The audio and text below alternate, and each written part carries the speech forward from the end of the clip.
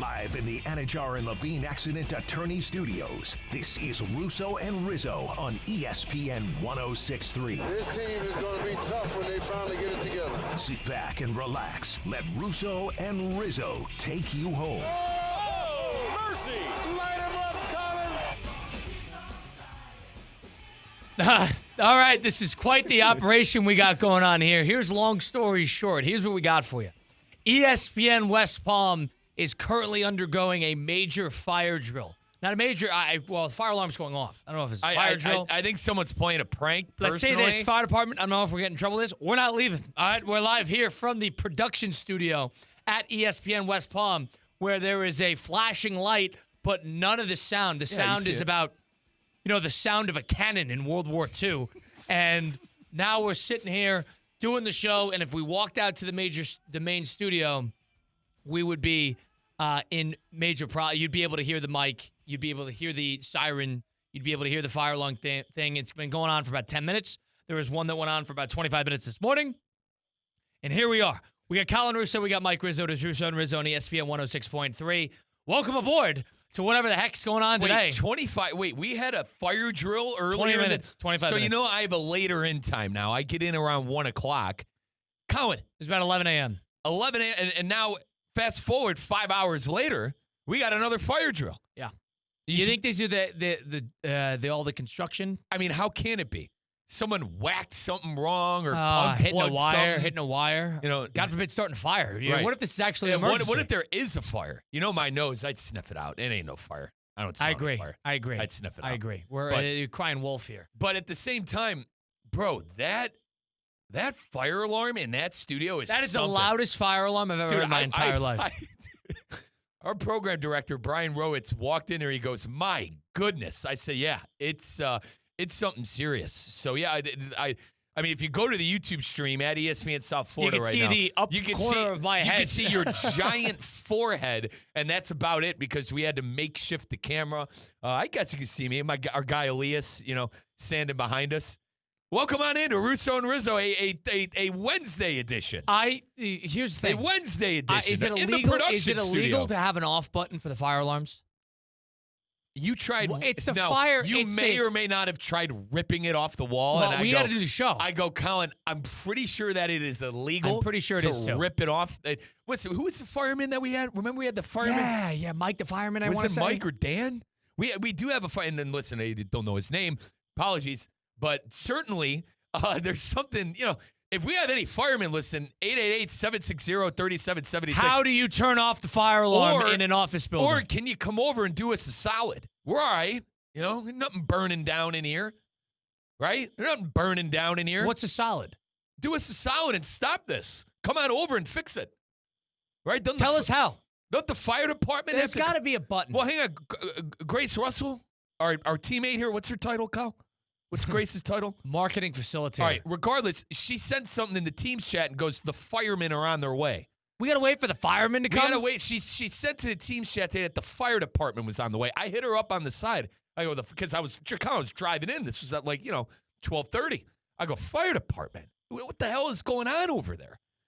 And now fast forward 5 hours later, we're having the same issue. I am down. I'm down on this. Fire protection protocols. There needs to be a button in office buildings. And I love our firemen. I love the men who fight fires, bravery, courage. You guys name it. A lot of them are volunteers. They do a great job. But the fire alarms in the office building, first of all, entirely too loud. We could hear it. Yeah. All right? There's the flashing. We could hear it, and there should be an off button for when there's a joker plugging in a wall with a pickaxe, and he accidentally hits the fire alarm button. Do you think this has anything to do with the hospital that's being built across the street? I'm down in the hospital, too. Is that right? That's a waste of time. We don't need a hospital across the street. You might need a hospital across the street with the amount of times you get sick as a dog. I'm sick. But no, we do not need that. We don't need a good hospital. No names, please. Good hospital. Well, Mike, we don't need a hospital in Rosemary. We talked about this before. We don't need a hospital in Rosemary, and we don't need fire alarms that are as loud as Revolutionary War cannons at the Battle of Yorktown. All right? It's the loudest fire alarm I've ever heard in my entire life. It is deafening. Paul Revere would hear it. The British are coming. We know. Paul, turn it off. This isn't the I don't think this is the craziest spot I've done a show from before, now that I think about it. This was about how big... I filled in for our esteemed CEO, Craig Karmazin's Sunday Karma in a Category 4 hurricane at a golf event. That was a godforsaken event, too. I'm not in the mood today. This is stupid. The fact is that why is there even a fire alarm thing in the studio? That should be a sound-protected area of sanctuary for the on-air hosts, because you're not supposed to have sound come through, but we're going to put basically the sound of the loudest sound you could possibly imagine in right behind us. So now we're doing the show from this production studio, which is, I'm not totally not used to this, because this is where we do ESPN West Palm High School game day on Friday nights in the fall season. But this is both of us across from each other. I got the mic, the camera's a waste of time. It won't stay on me. Your face on the camera, it won't stay on me, dude. It's just about 60% of your head. And Colin, I promise I'm not picking on you. You got a giant head, bro. That head is huge, dude. Oh, I'm in a goofy mood. I'm in a goofy mood today. This is a waste of time. We need an off button for a fire alarm. This hasn't stopped, Mike. It's been 15 minutes. I blame our director of ops, Drew. When Druta's gone, something crazy always happens. Who's in New Orleans for the week, enjoying himself. And listen, I appreciate Dave Druta because I'm covering for him this week. And, I appreciate everything Dave Druta does. I'm starting to realize how much Dave Druta does behind the scenes. I appreciate Dave. And Dave, please come back because all hell is broken loose, okay? I got fire alarms going off. Colin's half of his head is on the screen, all right? The Spurs, I don't know what the hell that was last night. That was a waste of everybody's time. It was what did the Spurs? That was a terrible game. The Spurs a little solid, calling a fire alarm during that game. Now, Colin, we don't have the Eastern Conference Finals because that was a godforsaken series. The city of Cleveland has no respect for themselves. The hockey sucks. I mean, where are we at? What an awful Canadians will be a good game. I'll tell you, the Cubbies have lost. Canadians will be a good game. Cubbies have lost 10 games in a row since Pete Core Armstrong screamed at that woman in the outfield. The Mets are still the Mets. I just, bad sports day. A bad sports day all around. Bad sports night all around last night. Yeah, it was not great. It was a tough one. And then tonight, what do we got tonight? We got Canadians. We got that darts league tonight. We got Canadians. Got the Canadians. Get the Canadians and the Hurricanes. Down 2-1 to Carolina. Hold on. God plays for Montreal. It was isn't that the first time first time Montreal lost back-to-back games in the playoffs this year? Back-to-back games in 3 months. Yeah. So they haven't lost back-to-back games, and they were both overtime losses. Yeah. So there's some magic there still. And it might be done, dude. It might be now Jonathan Zazo, who is he joining the circus? The best part is he joining the circus? We got Chris Swagger, the Kaiser University athletic director, who, by the way, definitely has no idea what to do during a fire alarm. He will be joining us momentarily as well. He'll join us about 15, 20 minutes. It's time to ask the AD. So we got bring him in here. We got share a mic. Am I sharing a mic? We'll share a mic with Chris Swag. We only got 2 mics in this production studio during this fire alarm. That's what I would do with the Peoria Rivermen. When they would come into the Peoria studio, I'd literally have to have them share a mic because I didn't have any mics. Oh, gosh, this is great. This is great. Pioneer radio, brother. Amen to that. 888-760-3776. You're going to hear me scream the lines. We get the phones. If you want to call in, tell us how to turn off a fire alarm, please. Dude, where's Ernie? He knows what to do. He's been through everything in life, right? We need the fireman. Who's the fireman who called in? He called in about a year ago. No, a little less. He called in about 9 months ago when they scheduled the happy hour without us in the office. Exactly. And remember the fire marshal. He was the fire marshal. Because we said we were going to go in there and yell fire. And yell fire. And he said, don't do that. And he said, please don't do that. You will be escorted to jail, in so many words. And then we had the locksmith guy call and say that he could lock him into the building. Isn't it illegal to scream fire? No, to pull a fire alarm? Yeah, you're going to jail. Are we sure that's illegal? Dude, you can't pull a fire alarm. Is West Palm Police Department coming down here to arrest somebody? Because we got a repeat offender. Yeah. Throw away the key. They're tinkering around with this building. Throw away the key. Tell you what, dude, I'm down on a lot of things. The construction in Rosemary, a little much. Stephen Ross, if you're listening, 888-760-3776. Let's pull the construction for 3-4 minutes. Let me make this clear. I'm not down on the construction. I'm down when we got to go on remote and we can't move the damn truck because there's 50 cars behind our building. I'm down. I'm down on that.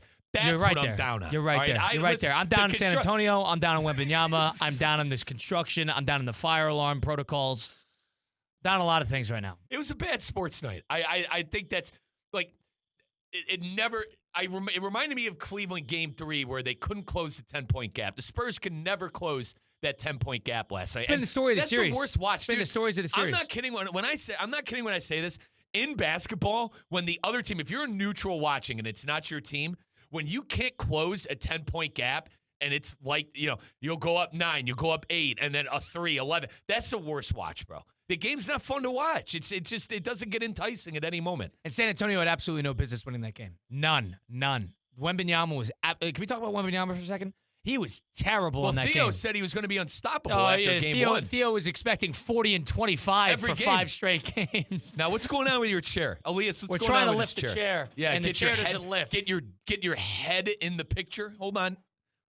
These chairs are a waste of time. I mean, they this is so stupid. We're cost cutting on the chairs. They're giving me these classroom chairs. Can we get a chair that moves? Colin is steaming hot This is a waste of time. Steve Pollitziner, the mic doesn't move now. Wow. Not our finest moment. Should we just go to national? The guard being 6'2" and Turn that off. Wembanyama, can we talk about him for a second? We're down on him. It's tough. Listen, I didn't like what I saw in Game 3 when the Spurs were completely irrelevant. I can't take you. I gotta be honest. I can't take you serious right now. Mike, there you go. Come down. Perfect. Dude, that alarm is still going off, by the way. It's about hour 20. Yeah. I mean, geez. But Wembanyama, I thought he was lethargic the entire game. You could tell he didn't get a shot. He got one shot off in the first 9 minutes of the game. He was terrible throughout. He was glued to the perimeter. They wouldn't throw it down to him down low the entire game. De'Aaron Fox was a no-show. Devin Vassell was a no-show. And Kyle, they pulled the starters. Yeah. With what? They quit. That was a consequential game. They waved the white flag too early. I agree. It was like a 12-point game to 3 minutes left. They're waving the white flag. You're right. And it's funny because 80% of the teams that win Game 5 in a 2-2 series, it's over. It's over. Tell us about Andrew Levine. 80% of teams that win Game 5 out of 2-2 series end up winning the series. And that's in NBA history. Conference final at 76%. So take all that into consideration when we're talking about not only the playoffs, but that game and how consequential it was.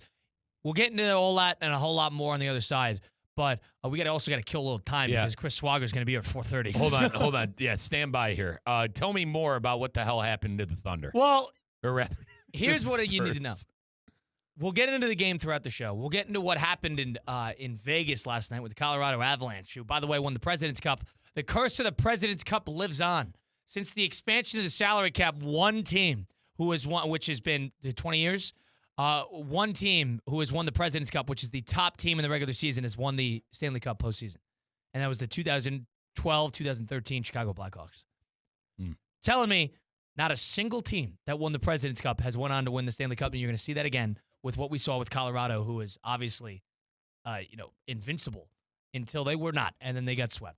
Terrible. That guy pulling the team off the ice, it seemed to work out. Tortorella, and they fired their coach. They 8 games ago in the regular season. They won 39 games. There were 7 teams with better records than them that did not make the postseason. Better record in terms of wins and losses. Did not make the did not make the postseason. Vegas does at 39 wins, and they're all the way in the Stanley Cup final. That's hockey for you. Anajar and Levine Accident Attorneys is your place if you're looking to get involved if you're looking for protection. Car accidents, truck accidents, all that good stuff.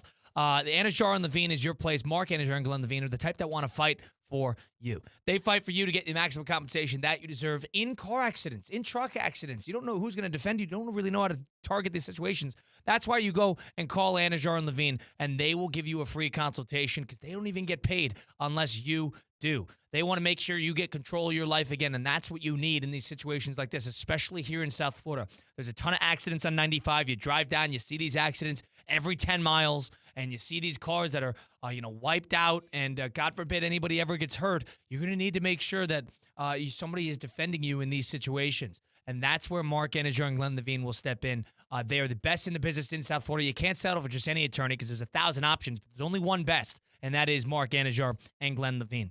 Go check them out today, Anajar and Levine, and call them today, 1-800-747-FREE. That's 1-800-747-3733. Mark Anajar and Glenn Levine are your options if you're looking for accident attorneys right here in South Florida. We'll take a time out. The fire alarm is over. The rain has fallen. The drought is over. Mike Rizzo, Colin Russo will be back in the studio on the other side of things. It's Russo and Rizzo, ESPN 106.3. Live from the Anajar and Levine Accident Attorney Studios. Anajar and Levine Accident Attorneys. Call 1-800-747-FREE. This is ESPN 106.3. What's the Anajar and Levine difference? When you're injured in a car crash, we focus on your case so you can focus on the one thing that matters most. Getting better. I'm Glenn Levine with Anajar and Levine. We'll fight to get you the maximum compensation you deserve. Call our legal team right now for a free consultation. 1-800-747-FREE. We'll help you take back control of your life. Call 1-800-747-FREE. That's 1-800-747-3733. In office, West Palm Beach.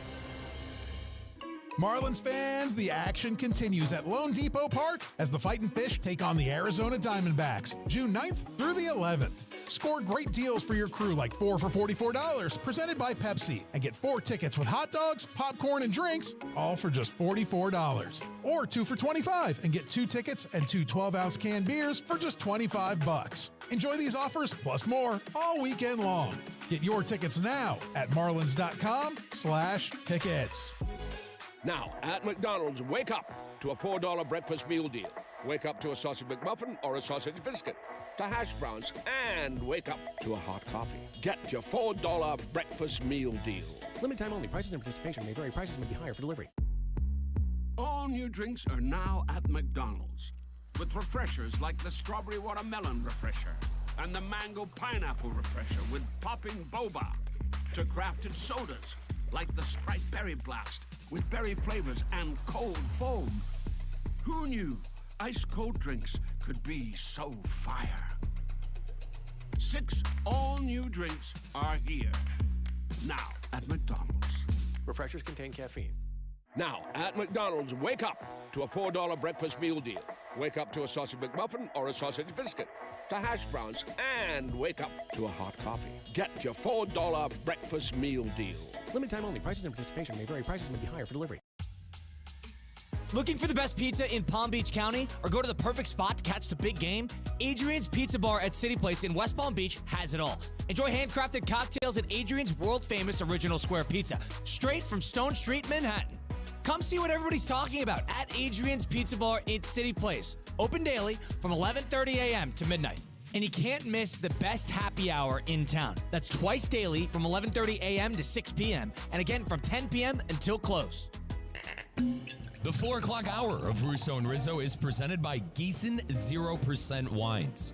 It's 4 o'clock somewhere, meaning it's always the perfect time for Gießen wines. Elevate your game night with Gießen's 0% Sauvignon Blanc, Rosé, Pinot Grigio, even Sparkling Brut. 0% alcohol, all the flavor, Gießen wines from New Zealand, making the 4 o'clock hour or any hour the perfect time.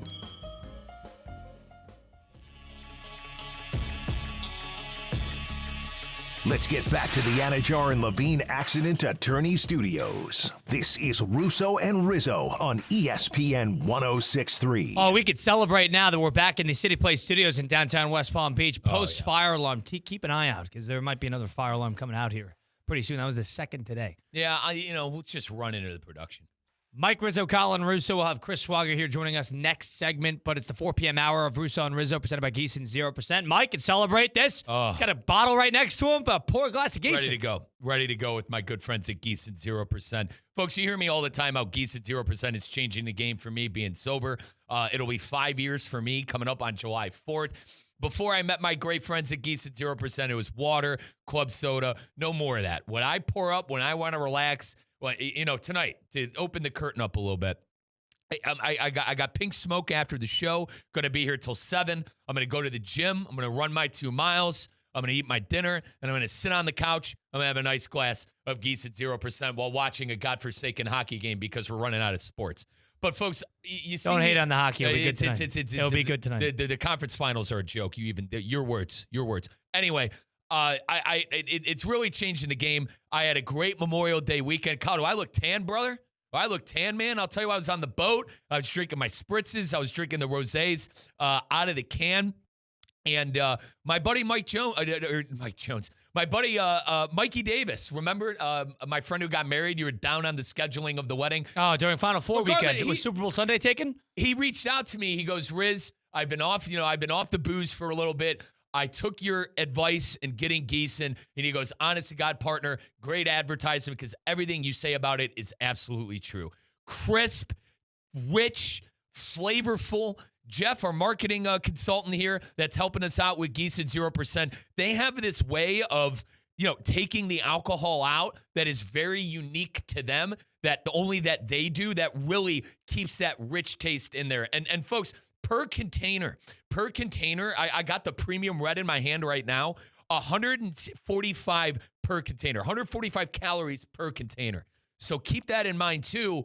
If you're trying to cut back, you're trying to maybe lose some weight too, but you miss that wine taste, you miss that crisp taste, Gießen 0% will be able to handle you because it's got 145 calories per bottle. Keep an eye on my social media at Mike Rizzo 22. Kate Chumslin and I are our social media guy, digital specialist. Kate Chumslin and I, we're going to be coming out with a new Wine and 5 where I'm ranking 5 things. That's at Mike Rizzo 22. My good friends at Gießen 0%, changing the game for me. They're at Publix. It's flying off the shelf. Go take a look. I am down on how Wembanyama handled that whole second half yesterday. I'm down on their whole operation. You see how he dodged the media? Didn't talk to the media. Yeah. And the NBA, quote, issued a warning. Just a warning. Keep this in mind. The Golden Knights, Vegas, after they close out the series against Anaheim in Game 6, they did not, or it was Game 5, actually. They didn't talk to the media. They lost a second-round pick. Yeah. And then we're issuing a warning to Wembanyama for dodging the media after a crucial Game 5 where a lot of things needed to be asked of him. First of all, he was completely incapable of showing any aggression throughout the entirety of the game. And did you see how he handled the end of the game with Mason Plumlee and Bismack Biyombo? Yeah. When they're subbing in the game with 2 minutes to go, he's whispering to them individually, and both those guys hard foul Jared McCain to close out the game. Now, I don't know if that's exactly what happened, but they went in to be bruisers. And the hard fouls, I'm not saying trying to hurt people, but trying to rough people up a little bit. That's, hey, what are you doing? I understand it's a physical series. That's wrong. That's wrong. Have those maulers do it, try to prove a point against a guy who just torched you guys offensively when the team's already on one leg with all the injuries they have. What are you doing? And then you go and you dodge the media, trying to sit with the monks walking up the mountain in China in the offseason, talking about how your spiritual enlightenment and China. I'm taking it personally that Gilgeous-Alexander won the MVP, but we can't hear from you after a crucial loss and probably the worst playoff game of your career to this point. Really? That it's hard for me to take that seriously. And I like Wembanyama. Wembanyama hasn't had a lot of a mishap yet, but to me that's stupid. That's you got to talk to the media. You got to face the music. Yeah. Got to face the music. LeBron never did that. I could be wrong. I don't think Michael did that. You got to be available. It's common courtesy here in the United States. Now, Colin, they do things differently in Europe. You're lucky to get anything in those European leagues. It's not the right way to do it, but it's part of the game. The media pays the bills. That's why they do it. I agree. He's wrong. And when you go 4-15 and 0-5 from 3 and are at -8 on the court and are Colin, let's be honest with ourselves. That's the reason they lost that ball game. Is that because he played that horribly? Like, these are all... It's the story of the series. He needs to play great for them to win. This is, it's part of growing, right? He got thrown out of that game. All right, you learned from that. Lucky to not get suspended. That too. And I hope he learns from this. You got to be available after the games if you're going to play sports in America. Got to talk to the media, bro. I know you're from France. I know maybe things are done differently over there, but brother, well, he knows the rules. He knows the rules. You got to talk to the media here. I'm down on that. And we're gonna listen to him and about how much he persevered. If he somehow wins Game 6, he's gonna be waxing poetically post game. I'm gonna contradict myself a bit because I was one of the lone people in the country that felt Wembanyama shouldn't have been thrown out of that ball game. But this is star treatment now. He's 2 for 2 now. He probably should have been. Looking back on it, I know I was in the minority. The popular take was that you probably should have been suspended. And now, what? They issued a warning because After a huge game. That's star After treatment. a huge game. Now that is star treatment. Now, Colin, I can't listen. That is star treatment. I can't come to his defense there. And like you said too, I'm gonna say the same exact thing. I like Wembanyama a lot. I think these are all growing opportunities as a young player to learn, hey, I got to be available after the game because I was arguably the direct result. We lost that game. And Role there's a players lot showed up. Kyle Castle showed up. Champagne showed up. Keldon Johnson showed up. Carter Bryant showed up off of the bench. You needed Wemby to go for about 35 last night, and you didn't get it. My big takeaway from the game was OKC's role players can win them games. The Spurs role players cannot win them games. Maybe it's a testament to how good those role players are or how built of a team they are. But Caruso and McCain and Hartenstein won OKC that game last night. Whereas San Antonio, they didn't get anything from Fox and Wembanyama, but Castle, Keldon Johnson, and Julian Champagnie, offensively at the very least, couldn't do it. And I think there's a couple things into that. I think OKC's most of their players are better two-way players in terms of defensively as well. But I was really impressed with OKC. They played with a sense of urgency that you get when you're experienced in the postseason. You saw San Antonio's youth. You felt San Antonio's youth, and they got burned by it. That's a crucial game. I mean, at the end of the day, San Antonio, do or die, bunch of 20-year-olds. I don't know how I feel about them in Game 6 here. Yeah, I thought, and I'm still sticking with it, the home teams went out. San Antonio bounce back win on their home court, and Oklahoma City will win in 7. I stand by that. I do think we're lucky, though, that Wembanyama hit that 3. Very lucky. If Vic doesn't hit that 3, this is over. We're done. This is 3-1, and this is over. Thunder Knicks starting next Wednesday. Right. So I give Vic a lot of credit for that game 1. I do. He single-handedly won that game. But the reason, and Colin, I went back and listened to it because I agreed with you. You can listen to Theoretically Speaking, folks, with Theo Dorsey, 2 to 4. Colin and it is on there as well. Christina Casance at 3 o'clock for the happy hour. But a conversation that fascinated me recently was after Game 1 when Theo was waxing poetically about Vic. And you said the Thunder are you were completely right when you said the Thunder are adequately they're able to handle this. They know how to do this. They know how to handle this. They know how to play. And I'm going to take it a step further. This was before the J-Dub injury. Right. Colin, add that into that too. AJ Mitchell didn't play. Right, because now this is why they're a championship winning team. And in my opinion, and New York fan, I love you. I'm pulling for you in the finals, but this is why Oklahoma City is going to win the championship. They could win in a plethora of ways. Colin, Gilgeous-Alexander had a quiet 32 last night. Now, granted, he didn't play that great in the game. The fouls were stupid. The 17 free throws, 16 to 17 from the line is a waste of everybody's time. Regardless, I don't think it was that big of a problem. I understand what you're saying. There were a couple ticky-tacks. He didn't play well, but he made up for it going to the line. Yeah, there was the role players. Hartenstein, Caruso, and McCain won them that game. But they could win. Like Jared McCain, 20 points. He was great. Are you kidding me? He was great. If that's going to great. If you're going to get a good postseason. If you're going to get 20 from Caruso and McCain each, you're right. They'll probably win Game 6 as well. And if Vic's going to struggle again, forget about it. We learned last night. Hartenstein was eating his lunch. We learned last night if Wembanyama is out of his element, they have no chance beating the Thunder. That's what we learned last night. I love that the Spurs were the kryptonite in the regular season. It's a competitive series. At least it's still going on. The East was a disgrace with those Cavs. But, dude, we learned the hard way last night. If Vic is going to struggle, this team has no chance against a championship caliber team. And, Colin, if he played like that against the Knicks win by 20. Colin, if that Spurs team played like that against that Knicks team we've been seeing, and the version of the Knicks that are hitting shots, winning by 20, and blowing teams out and playing complimentary basketball, that Knicks team wins by 20 points last night too. They got a lot to figure out. That Mitch Johnson's got a lot to figure out within a day until they go back to San Antonio. And it's weird because their Game 4, Wembanyama was excellent. He was ultra aggressive.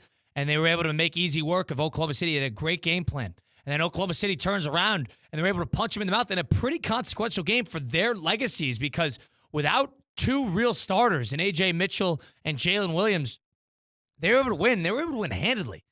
And De'Aaron Fox and Wembanyama were awful in the game. awful in the game, and you got a bad taste in your mouth with how San Antonio handled themselves, not only with the post-game media. I didn't like how they went after McCann in the last 2 minutes of the game, especially for a team that is battered with injuries. Yeah, Caruso, who bulldozered them? it was Mason Plumlee and then Bismack Biyombo. Can I quickly, Colin? I had to wipe the windshield wipers off. Bismack Biyombo. Right, jump scare. Former Charlotte Hornet is still in the league. All-time great. What is it, year 20? Nah, 2011 he was drafted. He's 15 years old. Wow. Yeah. Had a good career. Anyway, career. I had no idea he was still doing it. I know. Anyway, but I didn't like how they went after him. I didn't like it. They played not fun. with a guy. Jared McCain's a nice guy, and they even asked him about it post game. And Jared McCain said, he goes, "Listen, I asked Bismack and Mason. I'm like, why'd you guys do that? Like in the middle of the game?" And they said there's another one coming, and they got him hang out in the corner for the rest of the game. That was what are we doing? That was a thug check, honestly. Stop. That's thug ball. That's PJ Brown. Colin, PJ Brown, circa 2007. Not with a team that's Clipping Anderson Varejao in the Eastern Conference Finals, right. honestly. Caruso is beat up. I mean, all these guys are beat up. What are we doing? Wasting everybody's time with I kind of like it. I kind of like the. I don't like that. That's 90s. Now when you play that when you play that type of game, fine. You want to do that? Do that in a competitive game, no problem. When you're losing by 15 and Wembanyama has the worst game of his playoff career and he's going off and he's sending in the hounds, that's a waste of time. So let me get this straight. Mitch Johnson went 90s basketball and went up to Bismack Biyombo and former Duke Blue Devil Plumlee and went, go in there and whack somebody. And both of them agreed that poor McCain was the guy they were just going to completely. There are 4 other guys on the court who we should go after. They darn near depleted that young man. Oh, it's stupid. It's stupid. And listen, if you want to do that in a competitive, tough-minded game, fine. But if you're going to do it in a game where you're as lethargic as you were offensively, you were as pathetic as you were throughout the game, I can't listen to that. My favorite was the comeback of, there's another one There's coming. Another one coming. Dude, get him out of the All right, coach, get me out of the game. Freaking Mercer, freaking bounty hunter. Look at this. Greg Williams bounty gate. Stupid. I did not like that. And I am in favor of physical defense, playing tough, a street fight. I like that, but not when it's cheap and not when you had a terrible game and you got the jokers who could deal with the fines and the penalties. Get out of the game. Come on. Bad job by the Spurs. Credit to OKC. Credit to them. You think it derailed the Spurs a bit? Do you think that loss derailed them? Are they going to be able to bounce back think at about home? What just happened is what happened in Game 5 between the T-Wolves and the Spurs. And remember, the Spurs dominated Game 5. They went right into Game 6 and on the road, and they dominated the T-Wolves. T-Wolves ran out of gas. I'm not saying that's going to happen, but what the Spurs did to Minnesota, the Thunder just did step 1 of doing that to them. Thunder are not interested in playing in that Game 7. They're not interested in that. No. They're going to want to close that game. Now, I'm rooting for a Game 7. I'm hoping for that. But I get a little nervous that Wembanyama, a lot of pressure's on you to have a big legacy-defining moment here because do or die, your first do or die elimination game of your career. After what you did in Game 5, we're going to have to see something impressive. We'll loop in Chris Swagger, the Kaiser University athletic director. 2 senators, including Ted Cruz, put out a little bit of a reworking of what college sports could be in the form of like legislation. A lot of major changes. 5 years of eligibility, 1 year transfer, pooling of media rights.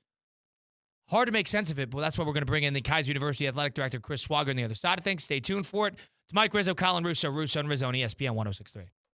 Live from the Anajar and Levine Accident Attorney Studios. Anajar and Levine Accident Attorneys. Call 1-800-747-FREE. This is ESPN 106.3.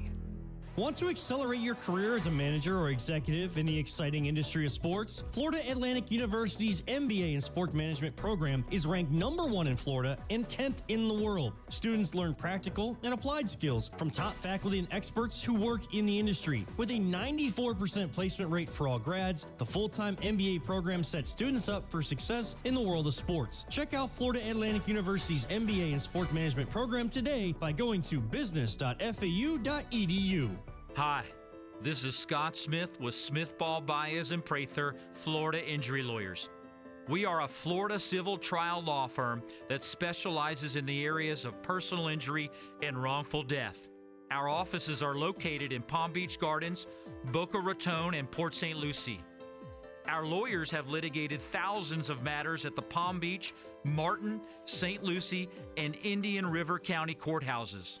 Our lawyers, paralegals, and other numerous members of our legal team live in Palm Beach County and Treasure Coast cities and towns such as West Palm Beach, Port St. Lucie, Lake Worth, Palm Beach Gardens, Palm City, Jupiter, and others just like you and your families. We are a statewide recognized law firm, but it is your community and your families that we live and associate with on a daily basis. Our most satisfying achievement is when we know that our legal power has helped a fellow member of our Palm Beach County and Treasure Coast community secure a fair and just huge result. If you've been injured, the lawyers at Smith, Ball, Baez, and Prather will help. Call us at 500-HELP, 500-HELP. With Smith, Ball, Baez, and Prather, help is just a local phone call away. Offices Palm Beach Gardens, Boca Raton, and Port St. Lucie. Need an extra boost? With Boost Checking from Flagler Credit Union, you can earn up to $700 each year with a 7.0% annual percentage yield on balances up to $10,000. That's real money for real moments, like a family getaway or treating yourself to something special. Boost Checking from Flagler Credit Union. Requirements apply to earn the highest dividend rates. Limit one checking account per membership. Dividend rates and annual percentage yield subject to change. Business accounts do not qualify. Insured by NCUA, official credit union of Florida Atlantic Athletics. Ready to take on any terrain? The all-new 2026 Defender 110 P300S is here. Built for those who crave adventure without compromising on luxury. Lease the powerful 2026 Defender 110 P300S for just $879 per month for 36 months. Whether you're tackling the toughest roads or cruising the city, the Defender is ready for it all. Don't wait. Visit Land Rover Palm Beach today and experience the Defender like never before. Terms and conditions apply. See dealer for details. Hi, I'm Michael Manzo, owner and founder of Manzo's Italian Deli. And Stop, Dad. After 20 years, people are tired of hearing your voice. Yeah, and your lame-ass commercials. Fresh prosciutto, mozzarella, outstanding. Oh, please. There's only one reason Manzo's has voted #1 deli in Palm Beach County for 20 years. Our mother. She makes sure you prepare everything from scratch using only the freshest ingredients. Manzo's Italian Deli is located on Palm Beach Lakes Boulevard, right next to Rain Dancers. Is that a strip club? No, it's a steakhouse. Manzo's is open weekdays from 8 to 5 and offers free delivery. So stop by or call 697-9411. That's 697-9411. we also specialize in hot and cold catering for corporate functions and special events. Just ask anyone who was at my last birthday party. I'm only human, y'all. I'm only human, y'all. Let's get back to the Anajar and Levine Accident Attorney Studios. This is Russo and Rizzo on ESPN 106.3. It is Colin Russo, it is Mike Rizzo, it is Russo and Rizzo on ESPN 106.3. We're streaming live on YouTube at ESPN South Florida, ESPN West Palm on Twitter and Facebook. We got a lot of action here, a couple fire alarms, all this good stuff on a wonderful Wednesday edition of the program. Post a weird week because it feels like Tuesday, but it's actually Wednesday, 27th of May, 2026. We got him in studio. There was new legislation that popped up that talked about what the potential changes to college sports and what it could look like. Senator Ted Cruz did that. We'll loop him in. Let's get a real sense for somebody who knows what they're talking about with these major rule changes. Let's loop in the man himself, Chris Swagger, the Kaiser University Athletic Director. Let's do a little Ask the AD. It's time to ask the AD. Kaiser University Athletic Director Chris Swagger joins Russo and Rizzo to talk all things college sports, the latest on Kaiser athletics and more. Ask the AD is presented by Kaiser Seahawks Athletics. Learn more at kuseahawks.com. Little Ask the AD, Mr. Swagger, welcome in. Been a little bit. How you doing? Long time no see, man. I barely forgot what you looked like. Yeah, I was driving around last week, but I didn't get the invite from Colin, so. Is that on you? Yeah, it's all right. It's all right. Yeah, he's a busy guy. But I was impressed you said a calendar invite. I didn't know that was in your repertoire. Right, so. now it's my repertoire.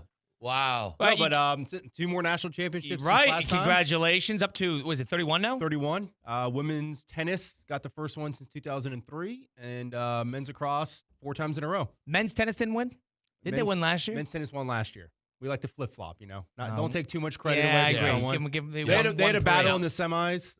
Women's golf finished 3rd in a tournament that got cut by a day because of weather.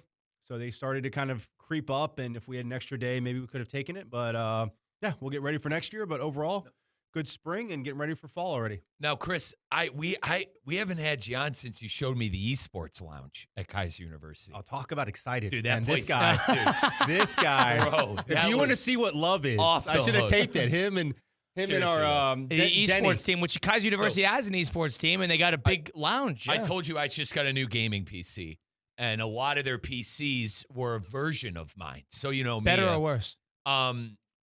Is there's- Kaiser cost cutting on their dude, PCs? It's state of the art. State of the art. Because I Because spent Mike's got the best of the best. I do. I spent a pretty penny on mine, and Pretty penny, Chris. So we're He gave him the Pokemon Japanese story or Yeah. Japan story. Oh yeah, he I loves get that. that. That's his The opener. regional. That's his opener.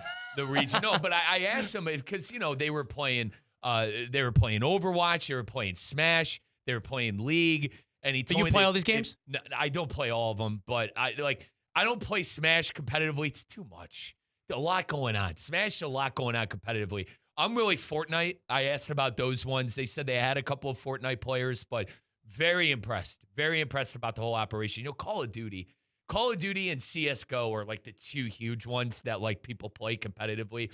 And I'm just not a duty guy anymore. It's a copy and paste game. But I get the rush. I get why everyone still plays and loves it so much. But Chris, I was in heaven. You guys had a hell of a spot. Yeah. Hell of a spot over there. Wow. So could you make the team? No. I don't play any of the games competitively. I asked about Fortnite and Pokemon because those would be the games that I could arguably do competitively. Fortnite, I could do it, but I'd get smoked if I ran into a real serious player. But Pokemon, I could go toe-to-toe with anybody. You'd be the best player on the team for Pokemon? I wouldn't say I'd be the best player, but if I played against a player who knew what he was doing, One play away from it'd be a Japan. match. Yeah, one play away. One game away, one match, whatever it is. Yeah. It'd be a heck of a battle. Let's just say that if I matched up with someone who knew what they were doing. Okay. Wow. So you're very impressed with the esports Very, lounge very much at so. Kaiser University. Very much so. Wow. All right. Interesting. Yeah. I've seen it. happened- I don't know what I'm looking yeah, at, but I did see it. It happened because we had top 63 for the basketball players, for the boys and girls. Great event, by the way, Chris. Thank you again. But he pulled me aside and he goes, I got to show you. And I'm like, where are we going? And sure enough, dude. It wasn't quite like that. I go, Where are we where going? I go, where are we going? Chris, where are we going? I go, where are we going? And I walked in. I was It's like, not like a speakeasy. It wasn't I was- like a knock 3 times. I was a kid in a candy store, man. I mean, and the equipment too.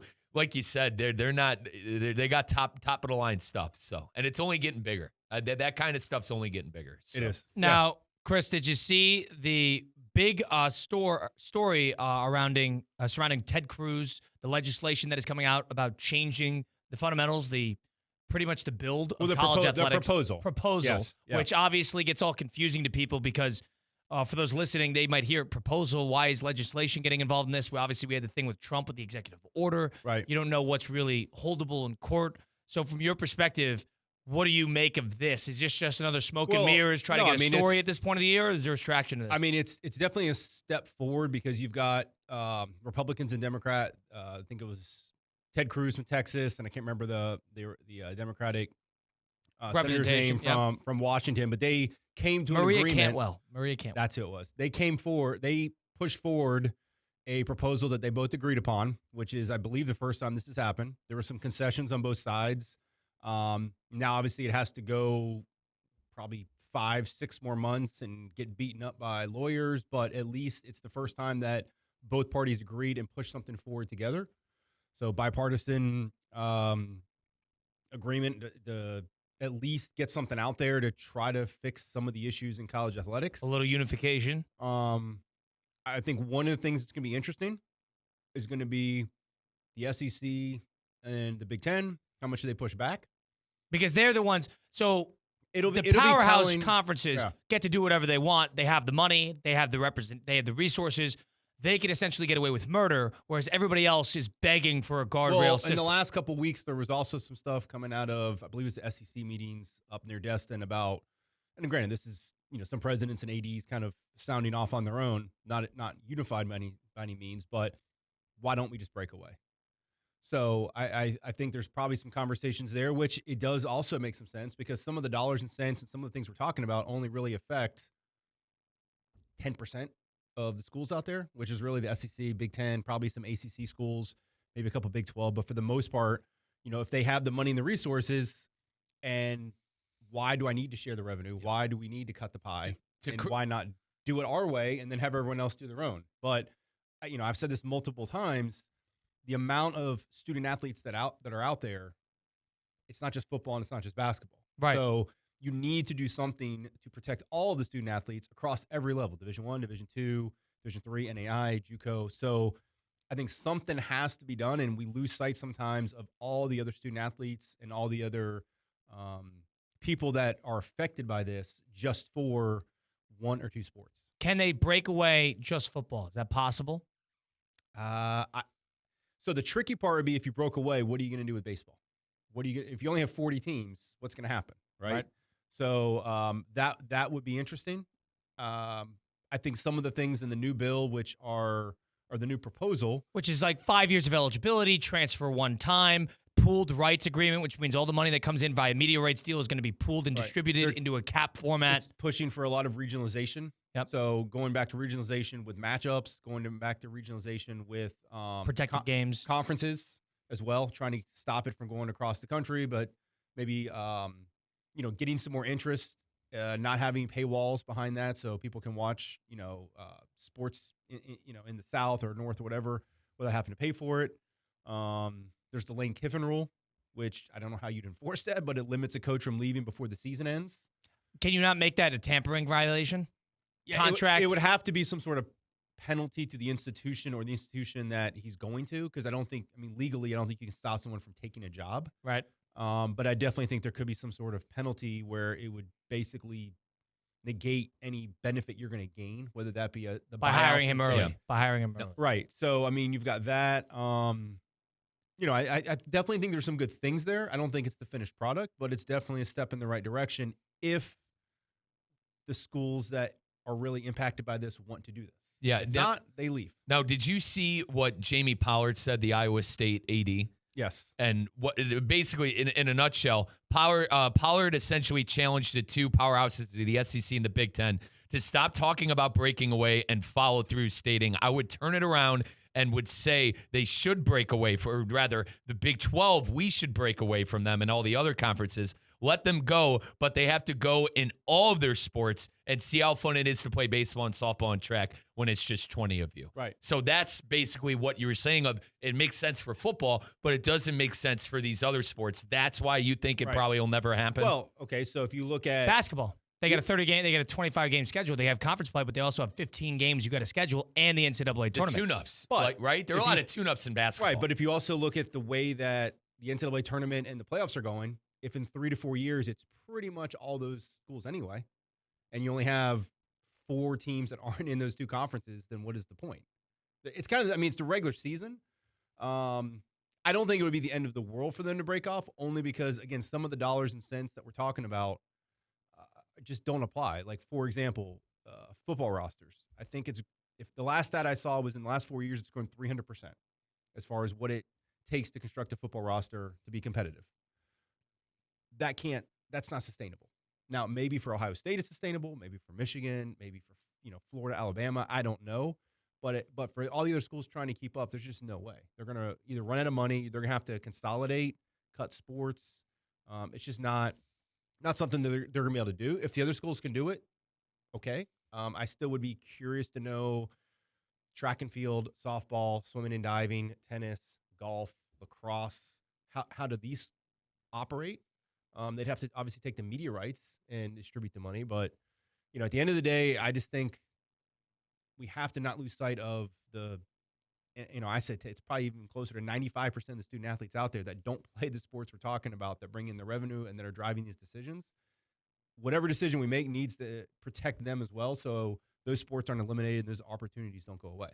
That's Chris Swagger, the Kaiser University Athletic Director, with us now with a little Ask the AD. if I'm an AD, if I'm somebody who works for the conference, if I'm somebody who is involved in these conversations of fixing, making changes to college sports, why do I care that a politician is coming out with some sort of legislation to fix this? Why does that pique their interest if it does at all? So I think the main thing, for at least from what I was reading, is if Congress or the government passes, it basically gets around the antitrust. So now rules are enforceable. Right. So you need something to. And then now they're employees technically, and they're trying to avoid the employee thing. Well, that's the last step. That's a whole. Yeah, I think that. But they're trying to regulate it like a business. Any other business in the world is regulated, and the NCAA is not. Right. Again, for the larger schools, that may work. For a school like Kaiser, for Division II private school, NCAA school, smaller employees would be a disaster just because there's so many variables to. Depending upon where you're located in the state, you have different rules and regulations. How do you deal with what you consider a scholarship? Is that revenue? Is that not revenue? Are you getting taxed on that? International students have different rules on how much they can work in the country. Workman's comp, claims if you terminate someone, is a wrongful termination. I think a lot of schools would completely have to get smaller as far as in the athletic department, because I just don't think it would work. And what we're talking about not working is that the changes are breaking apart. What do you mean by that? If you went to the employment side. side. I just think it wouldn't be. It wouldn't work for the majority of the institutions and the majority of the sports, right? I think the government pushing if there's something put with antitrust, and the NCAA actually has teeth that someone can't turn around and sue them every time there's a decision and go to court. That's what they're looking to do, because otherwise, right now the NCAA is just getting beat up, and every time there's an issue, someone's taking it to court and they're winning. Not more times, but I think the cases that do win set new precedents. That you got the quarterback at Texas Tech who blows my mind, but I mean, you had illegal gambling, and Texas Tech is filing something to try to get his eligibility back, which is crazy, but that happens every day. So, if something gets passed at the government level, then at least maybe they can move forward kind of like the way it was before. Now, Chris, obviously football is the sport that drives all the revenue, drives all the money. In your eyes, and I know we've majority been talking about it a lot, but like how do you get football to be a standalone?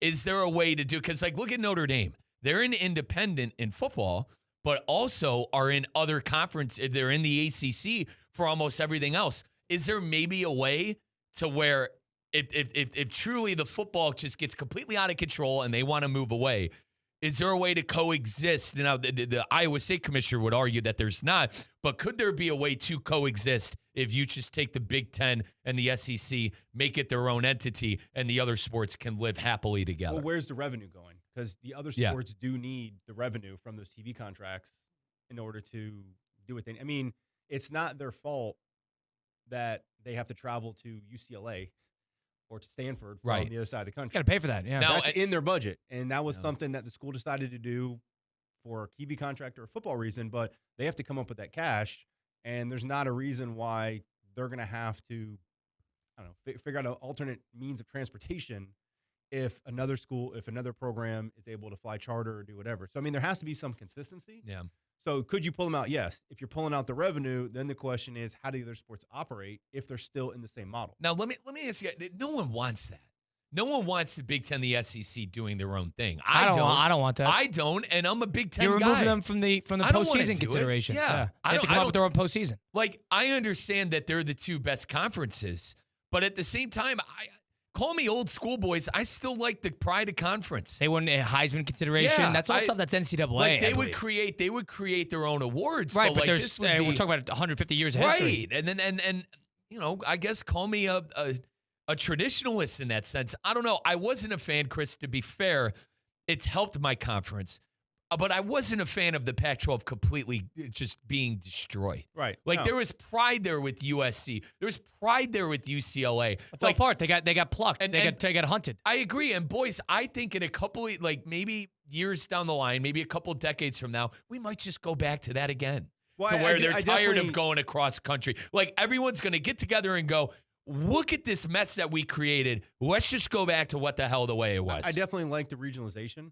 I mean, you could it could be a little bit bigger. But I definitely like the days, like you said, where West Coast teams played West Coast, Northeast, kind of stayed up there. They still had some out-of-conference matchups if you wanted to do something early in the season. But there's natural rivalries that happen. I think the fan bases, just more centrally located. I mean, not that everyone doesn't move out, but for the most part, you're going to stay in the general area. You can grow attendance. I would be interested to see, for some of these cross-country matchups, what is the attendance for the visiting team? Is it traveling? Is it growing anything as far as the fan base? I mean, I know there's some that are national, obviously. Right. But again, that's few and far between. There's still the Iowas. There's still Northwestern.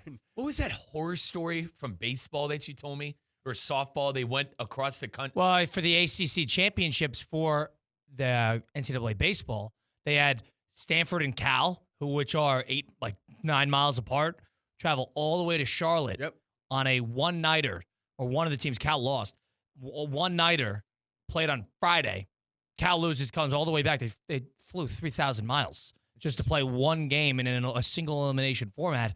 But that's the new age because the ACC is centered in Charlotte, in North Carolina, and that's where they have to go play in the regionals. Sadly, it's all about money. You know what I mean? Like, right. I could sit here and say I miss the old days. We might be able to go back to the old days. Do you want to know what USC likes? Those Big Ten checks. You want to know what the UCLA likes? Big Ten checks. Well, like there's a reason. The football team likes it. But if you're spending it faster than you get it. And that's what then what? That point too, but to Colin's point quickly, that's why they went. It's all about football. I love basketball just as much as the other guy. I love these other sports just as much as anybody. It's all about the football dollars. And then if you're the Big Ten, Chris, the hell has Purdue done lately?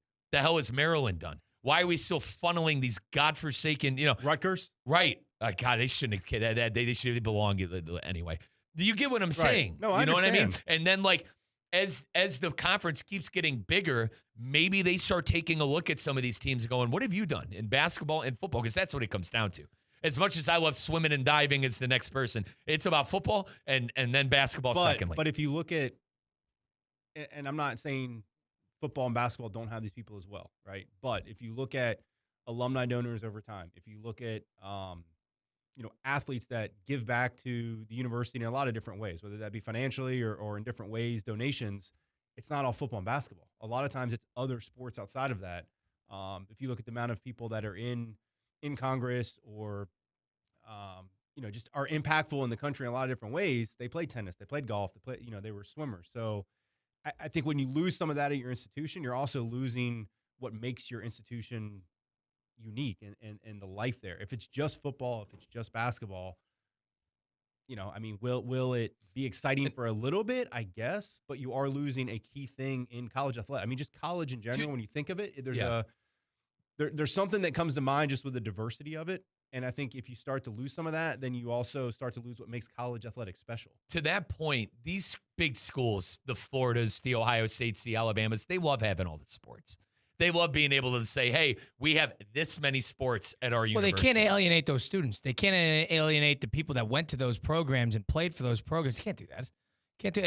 People are going to burn the campus down. I would agree. If you look, softball and volleyball are both on a good trajectory as far as viewership and popularity. Yep.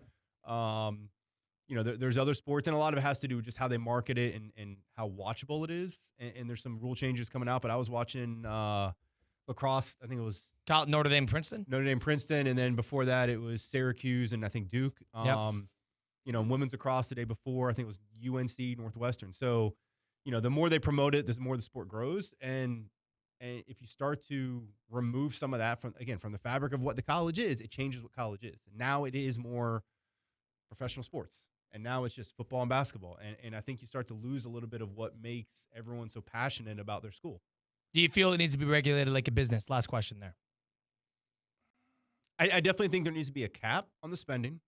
I definitely think there needs to be something that gives the NCAA, or whoever, whether it's the NCAA or whether it's a governing body, I don't care, but where it gives them some teeth to set rules and regulations and be able to enforce them for at least a period of time. Yeah. Until they figure out the donors, Chris, and how much they're able to spend, I don't want to be bothered with what they're doing. Because until you fix that, until you can fix how much the car dealership or the big tech company is giving the school, And it's benefiting my team. Let me make that abundantly clear. Hurricane fans, it's benefiting you.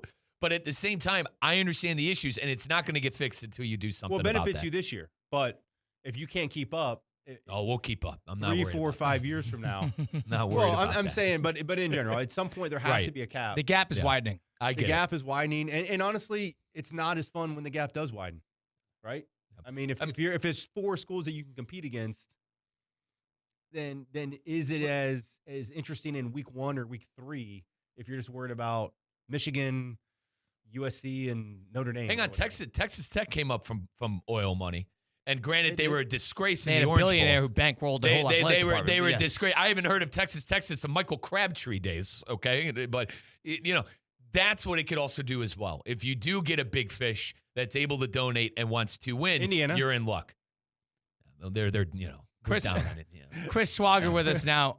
Chris, so all eyes ahead under the fall sports?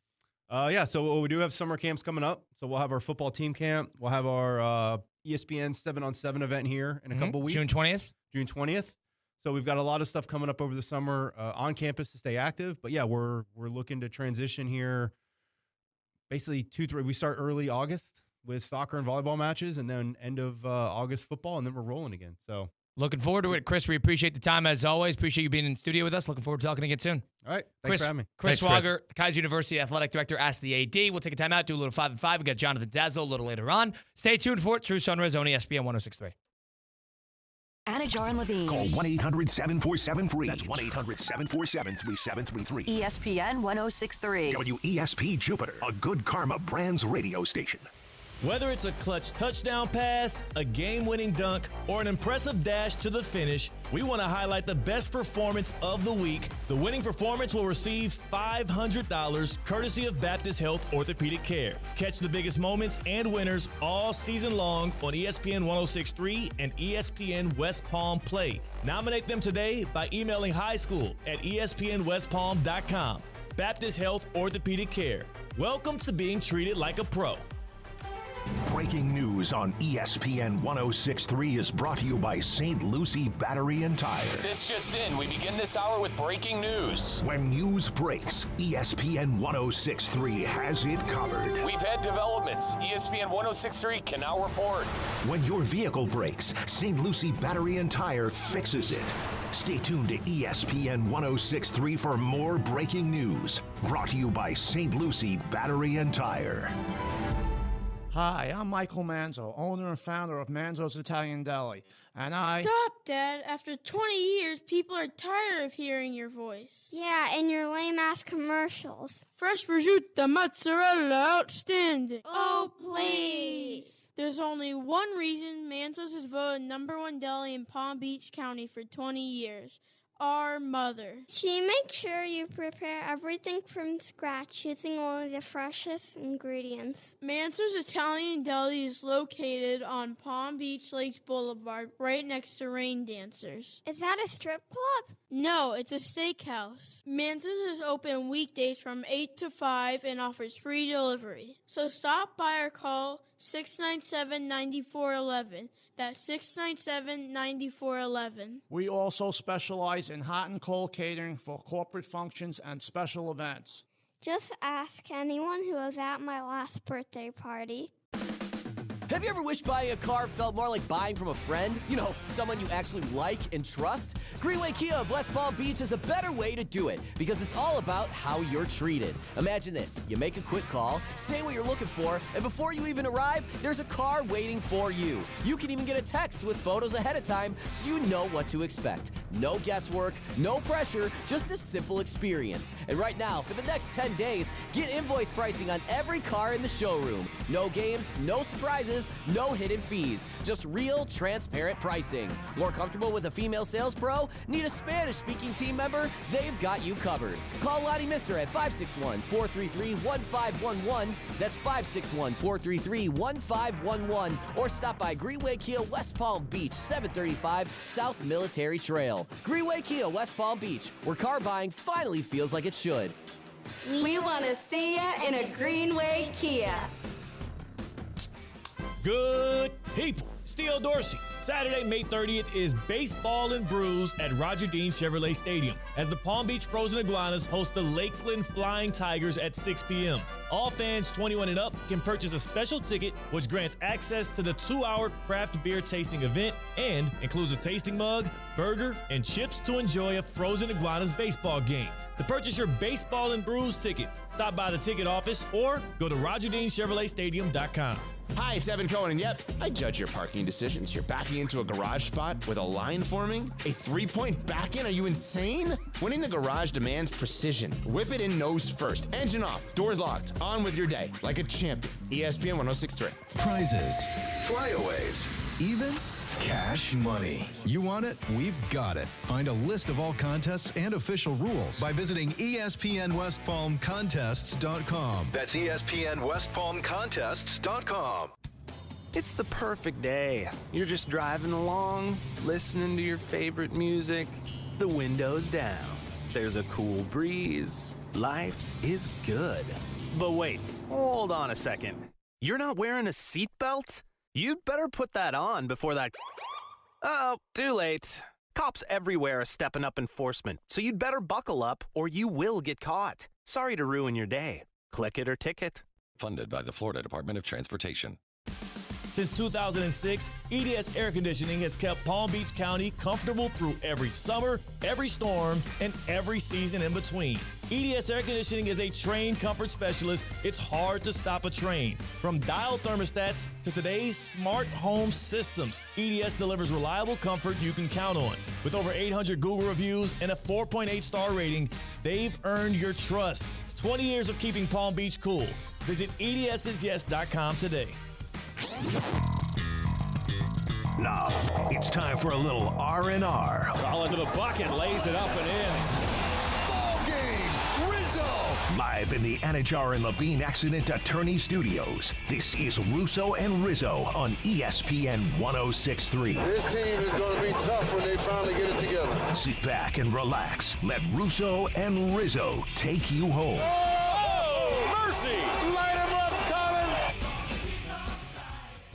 You know, you don't watch a lot of the games on ESPN since they don't have the Western Conference Final, but you will watch the NBA Finals on ESPN. And if you have Xfinity and that's what you use to watch ESPN, you can do that as part of their TV lineup. That's live games, daily sports coverage, expert analysis. But now the ESPN Unlimited plan is available at no additional cost, giving you access to additional ESPN content that is in the ESPN app, on-demand programming, and originals that you can explore on those apps. Visit Xfinity.com and take advantage of the subscription today. Go to Xfinity.com/your subscriptions to activate the ESPN Unlimited access and then start watching in the ESPN app.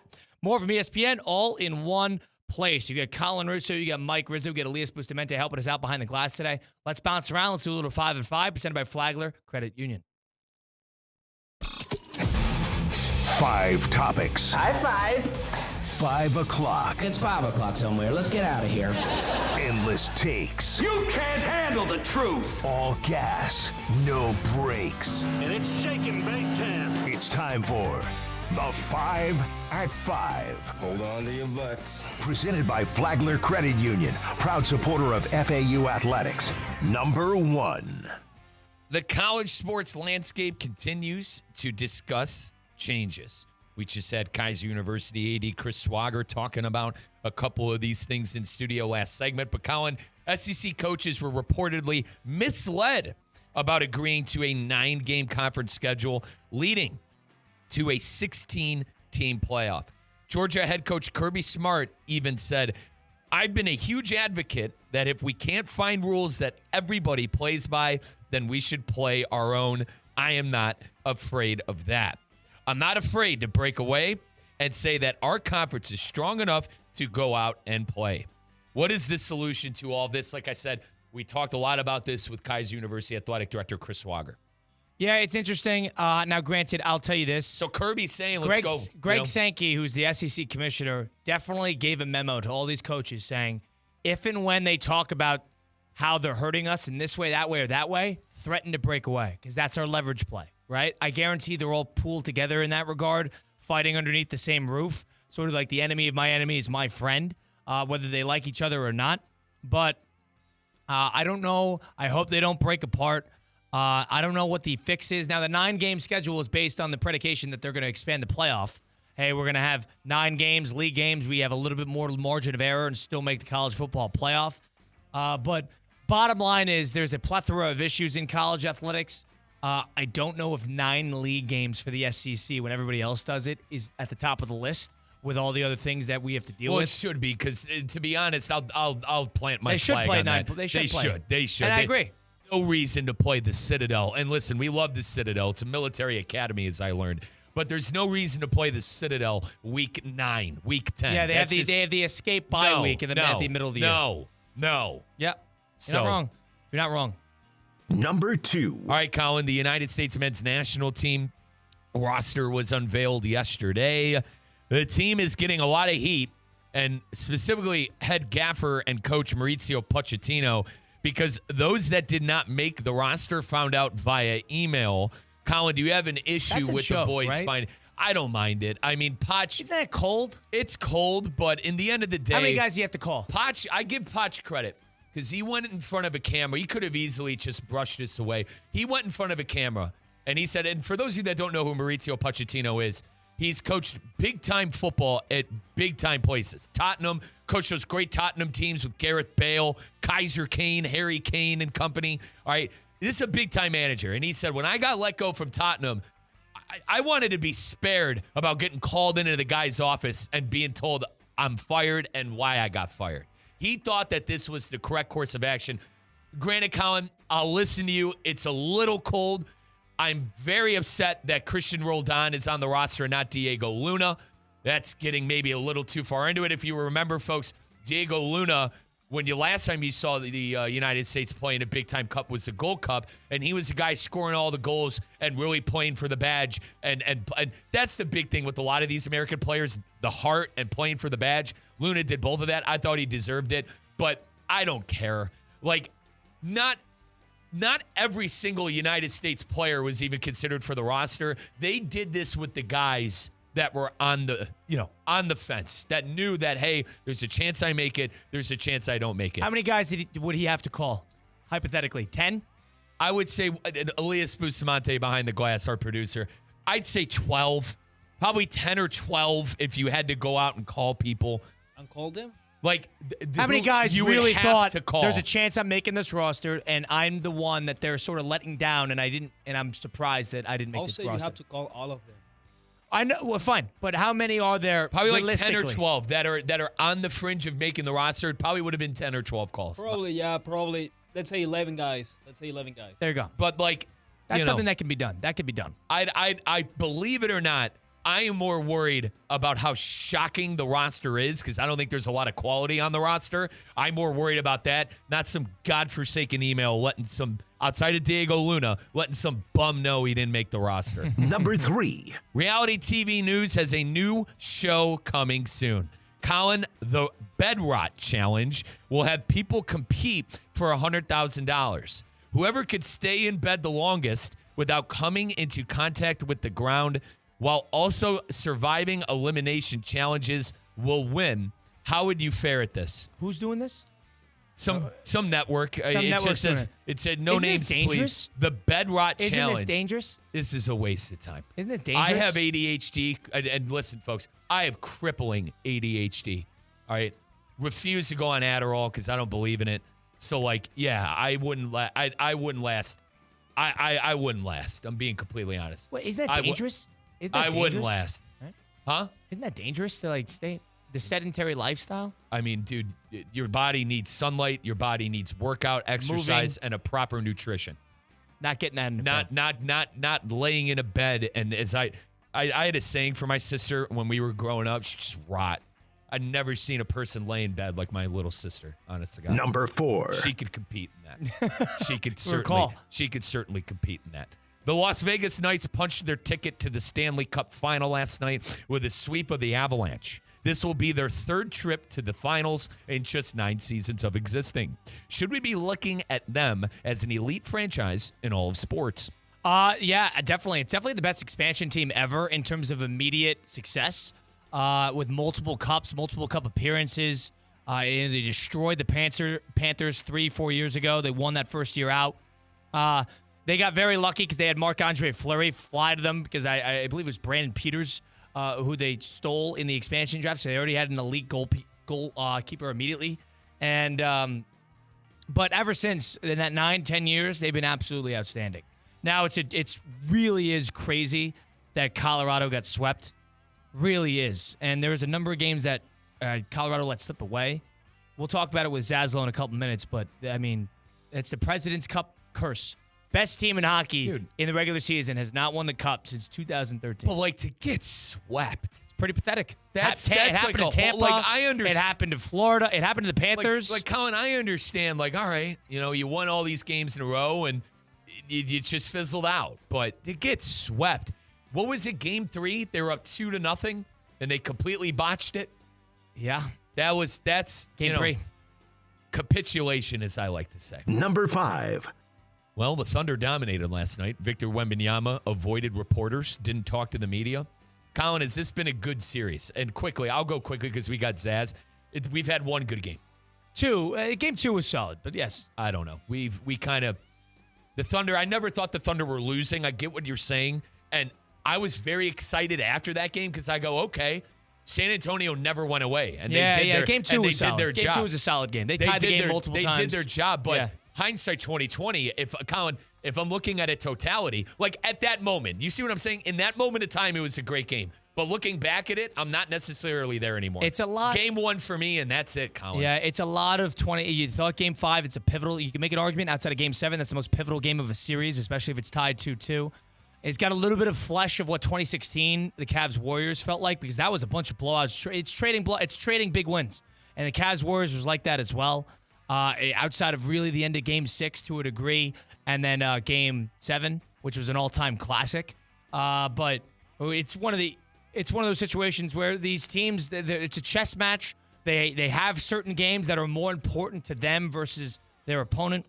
That's what you saw. And now you got to hope that San Antonio, back against the wall, lack of experience doesn't haunt them in this spot because they let a crucial, pivotal game slip away. Really feels like a missed opportunity that they were not able to win that game last night.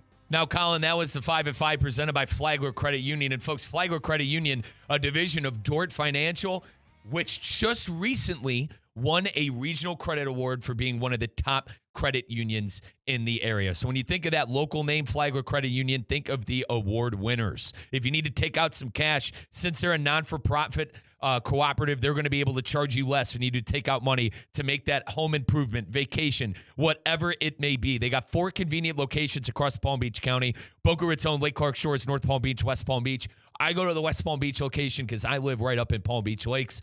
Folks, I got that personal checking account and savings account with them. But if you have a business, right, if you need somewhere to store some acorns, store your cash, think of Flagler Credit Union. They are the guys to trust with your money. I got a trip coming up to L.A. next week. I'm able to do all this because Flagler Credit Union is helping me manage my money. Open up an account today by visiting flaglercu.org for more information. And when you drive by Flagler Credit Union Stadium at FAU, remember, they are the official credit union of Florida Atlantic Athletics. Mike Rizzo, Colin Russo will loop in Jonathan Zaslow on the other side of things. It's Russo and Rizzo on ESPN 106.3.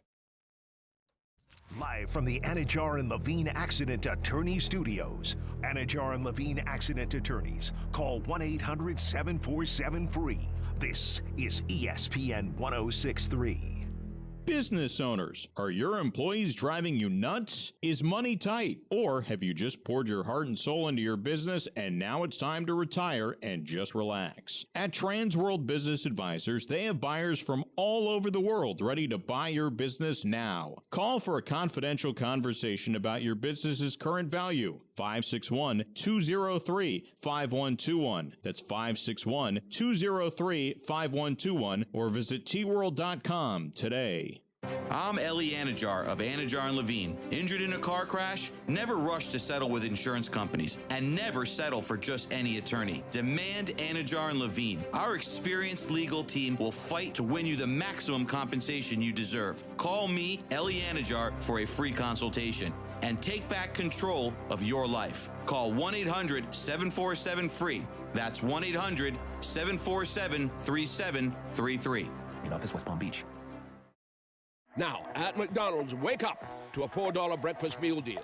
Wake up to a sausage McMuffin or a sausage biscuit, to hash browns, and wake up to a hot coffee. Get your $4 breakfast meal deal. Limited time only. Prices and participation may vary. Prices may be higher for delivery. All new drinks are now at McDonald's, with refreshers like the strawberry watermelon refresher and the mango pineapple refresher with popping boba, to crafted sodas like the Sprite Berry Blast with berry flavors and cold foam. Who knew ice cold drinks could be so fire? 6 all-new drinks are here now at McDonald's. Refreshers contain caffeine. Now, at McDonald's, wake up to a $4 breakfast meal deal. Wake up to a sausage McMuffin or a sausage biscuit, to hash browns, and wake up to a hot coffee. Get your $4 breakfast meal deal. Limited time only. Prices and participation may vary. Prices may be higher for delivery. ESPN 1063 is your home for live sports, presented by Hard Rock Bet, the home of Inter Miami, the Florida Panthers, and the Miami Heat, with all of the biggest live events in sports. If it's happening in sports, it's happening right here on ESPN 1063, South Florida's home for sports, presented by Hard Rock Bet. Offered by the Seminole Tribe of Florida, must be 21 plus, physically present in Florida to wager. Terms and conditions apply. If you or somebody you know has a gambling problem, please call 1-833-PLAY-WISE. Ready to take on any terrain? The all-new 2026 Defender 110 P300S is here. Built for those who crave adventure without compromising on luxury. Lease the powerful 2026 Defender 110 P300S for just $879 per month for 36 months. Whether you're tackling the toughest roads or cruising the city, the Defender is ready for it all. Don't wait. Visit Land Rover Palm Beach today and experience the Defender like never before. Terms and conditions apply. See dealer for details. Good Karma Brands is proud to be an equal opportunity employer, providing equal employment, development, and advancement opportunities to all teammates and applicants. To learn more about careers with us, please send an email to talentacquisition@goodkarmabrands.com. That's talentacquisition@goodkarmabrands.com. Summer is officially here. The sun's out, the grill's going, the weekends feel a little longer. And with Gießen 0%, you can enjoy the crisp, refreshing taste of premium wine without the alcohol. Bright citrus, tropical notes, clean, refreshing flavor made for warm nights and good company. From poolside afternoons to sunset dinners, Gießen fits the pace of your summer, keeping you sharp, social, and fully in the moment. Gießen 0%, real wine for real life. The moment is now. Let's get back to the Anajar and Levine Accident Attorney Studios. This is Russo and Rizzo on ESPN 1063. If I'm rooting for a little bit more magic from Montreal as they are down 2-1 tonight in a crucial Game 4 with the chance to play Vegas in the Stanley Cup Final, and I want to bet it on the Hard Rock Bet app. I could go download that app today on the Google Play Store or the Apple App Store. And if I'm a new bettor on the app, my first 10 bets, if they're within $50, I could win double on any winnings I have within those first 10 bets on the app. It's catered for the new player. It's catered for the experienced player. You can go league by league, game by game, player props, string them all together as little as $1 into a parlay, increase your odds. Or you can check out the Discover tab, and you can see what other users are putting together in terms of their parlays, their picks. You can tap and tag along on their stuff. Or you can check out the promos and the profit boosts that Hard Rock Bet offers consistently that give you bigger payouts. It's Hard Rock Bet. Got to go try it today and get started. Go get some over-unders in. Baseball's in the thick of it, so go game by game. You could go home run parlays, hit parlays, pitching, whatever it might be. Go check it out today in the Hard Rock Bet app. All these are payable in bonus bets only, not cash offers. They're offered by the Seminole Tribe of Florida. Must be 21 plus. Physically present in front of the wager. Terms and conditions apply. If you're somebody you know has a gambling problem, please call 1-833-ADMIT-IT. In-house sort of Canadians fan. Let's loop him in. He's the voice of the 305 in South Florida here, Jonathan Zaslow. You might know him as the Cooper City Rattlesnake. He's the human flamethrower of Miami sports radio. You could be a maniac without being a jerk. The preacher of the Pat Riley gospel. They don't complain. They don't make excuses. This is the NBA. Deal with it. The mayor of Dolphins Delusion. Can the Bills offense keep up with the Dolphins offense? And the only guy who can go from breaking down the Panthers power play to cutting a full-blown Ric Flair promo. Woo! Jonathan Zaslow is the voice of the 305. Presented by Anajar and Levine and Twin Peaks. Mr. Zaslow, welcome in. How you doing today, my friend? What's going Hello, on? guys. How are you? Good to see you. Let's get this out of the way. Zaz, President's Cup, you're thinking the Avalanche, juggernaut buzzsaw. I mean, going into the series, what I last saw was that Game 5 against Minnesota, where that last overtime in the last 8 minutes of that third period, there was one of the most dominant stretches I've seen all year on the ice. Then they turn around and they get swept by the Vegas Golden Knights and don't really look that interesting or that competitive throughout it for the most part, albeit a couple games, maybe Game 3 a little bit. And now you got Vegas who, with 39 wins going on their way to the Stanley Cup final, a great postseason team. We know that. What's your reaction to seeing that team get swept? It's one of the biggest choke jobs of the last, 6, 7, 8 years in the National Hockey League. There's, the Panthers in 23 when they came back from the 3-1 deficit against Boston, who set the all-time record for best regular season. The Panthers topped them 8-1. You had a few years before that where you had the previous record holder of best regular season ever, the Tampa Bay Lightning that year. I believe it was in 2019. Yep. And the 8-seed Columbus Blue Jackets. They're net-minded by Sergei Bobrovsky when they, I think it was a sweep. Maybe it was 5 games. It was 5 or a sweep. They killed them. They killed the Lightning. And then you got this one of the Vegas Knights sweeping the Colorado Avalanche. Now, look, the Avalanche, besides last night's game, the first 3 games, the Avalanche were a little bit of a hard luck loser, and that could happen in hockey. Like they were the better team for 3 games, but hockey's like that sometimes. And then yesterday the Knights finished the job. The part that is wild to me, the Florida Panthers had more wins this season than the Vegas Knights. The Florida Panthers won 40 games this regular season. The Vegas Knights won 39 games. The Knights are under 500 in the regular season. They lost more games than they won. Matter of fact, there's about 6 teams in the Eastern Conference who missed the playoffs entirely that won more games than the Vegas Knights. So this is a really incredible run they put together here.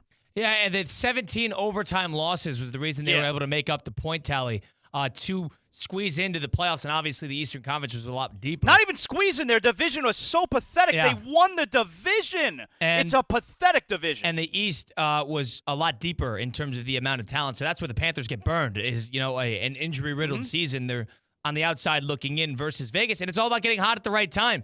Now, there are critics out there that are making it about Vegas having the easy side of the bracket, and that's part of the reason why they were able to kind of waltz their way right to the Stanley Cup, the Western Conference Final. I don't necessarily think this is an example you could actually make that argument, even though I'm not a fan of the playoff format. But what's your take on that? Yeah, it's part of it. The first 2 rounds, they got to play the Mammoth, and then they got to play the Ducks. And the way the Stanley Cup playoffs work for the last, several years, the first 2 rounds are essentially divisional rounds, and then in the conference final, you play essentially the top team out of the other division in your conference. So there's a little something to do with that. But look, the Stanley Cup playoffs it's the hardest trophy in all of sports to win the Stanley Cup. So you get through your conference, full credit to you. And the Avalanche, President's Trophy winner, have been fantastic all season long. They were the President's Trophy winner by 8 points over Carolina. It's not top 10 all time. Not a small margin. All right. So full credit to the Knights here. And they pulled off a move that, you see every now and then in hockey. It's a weird hockey thing where with 8 games remaining in the regular season, they fired their coach. They hired John Tortorella with 8 games remaining in the season. And since then, including the playoffs, the Knights are 19-4-1.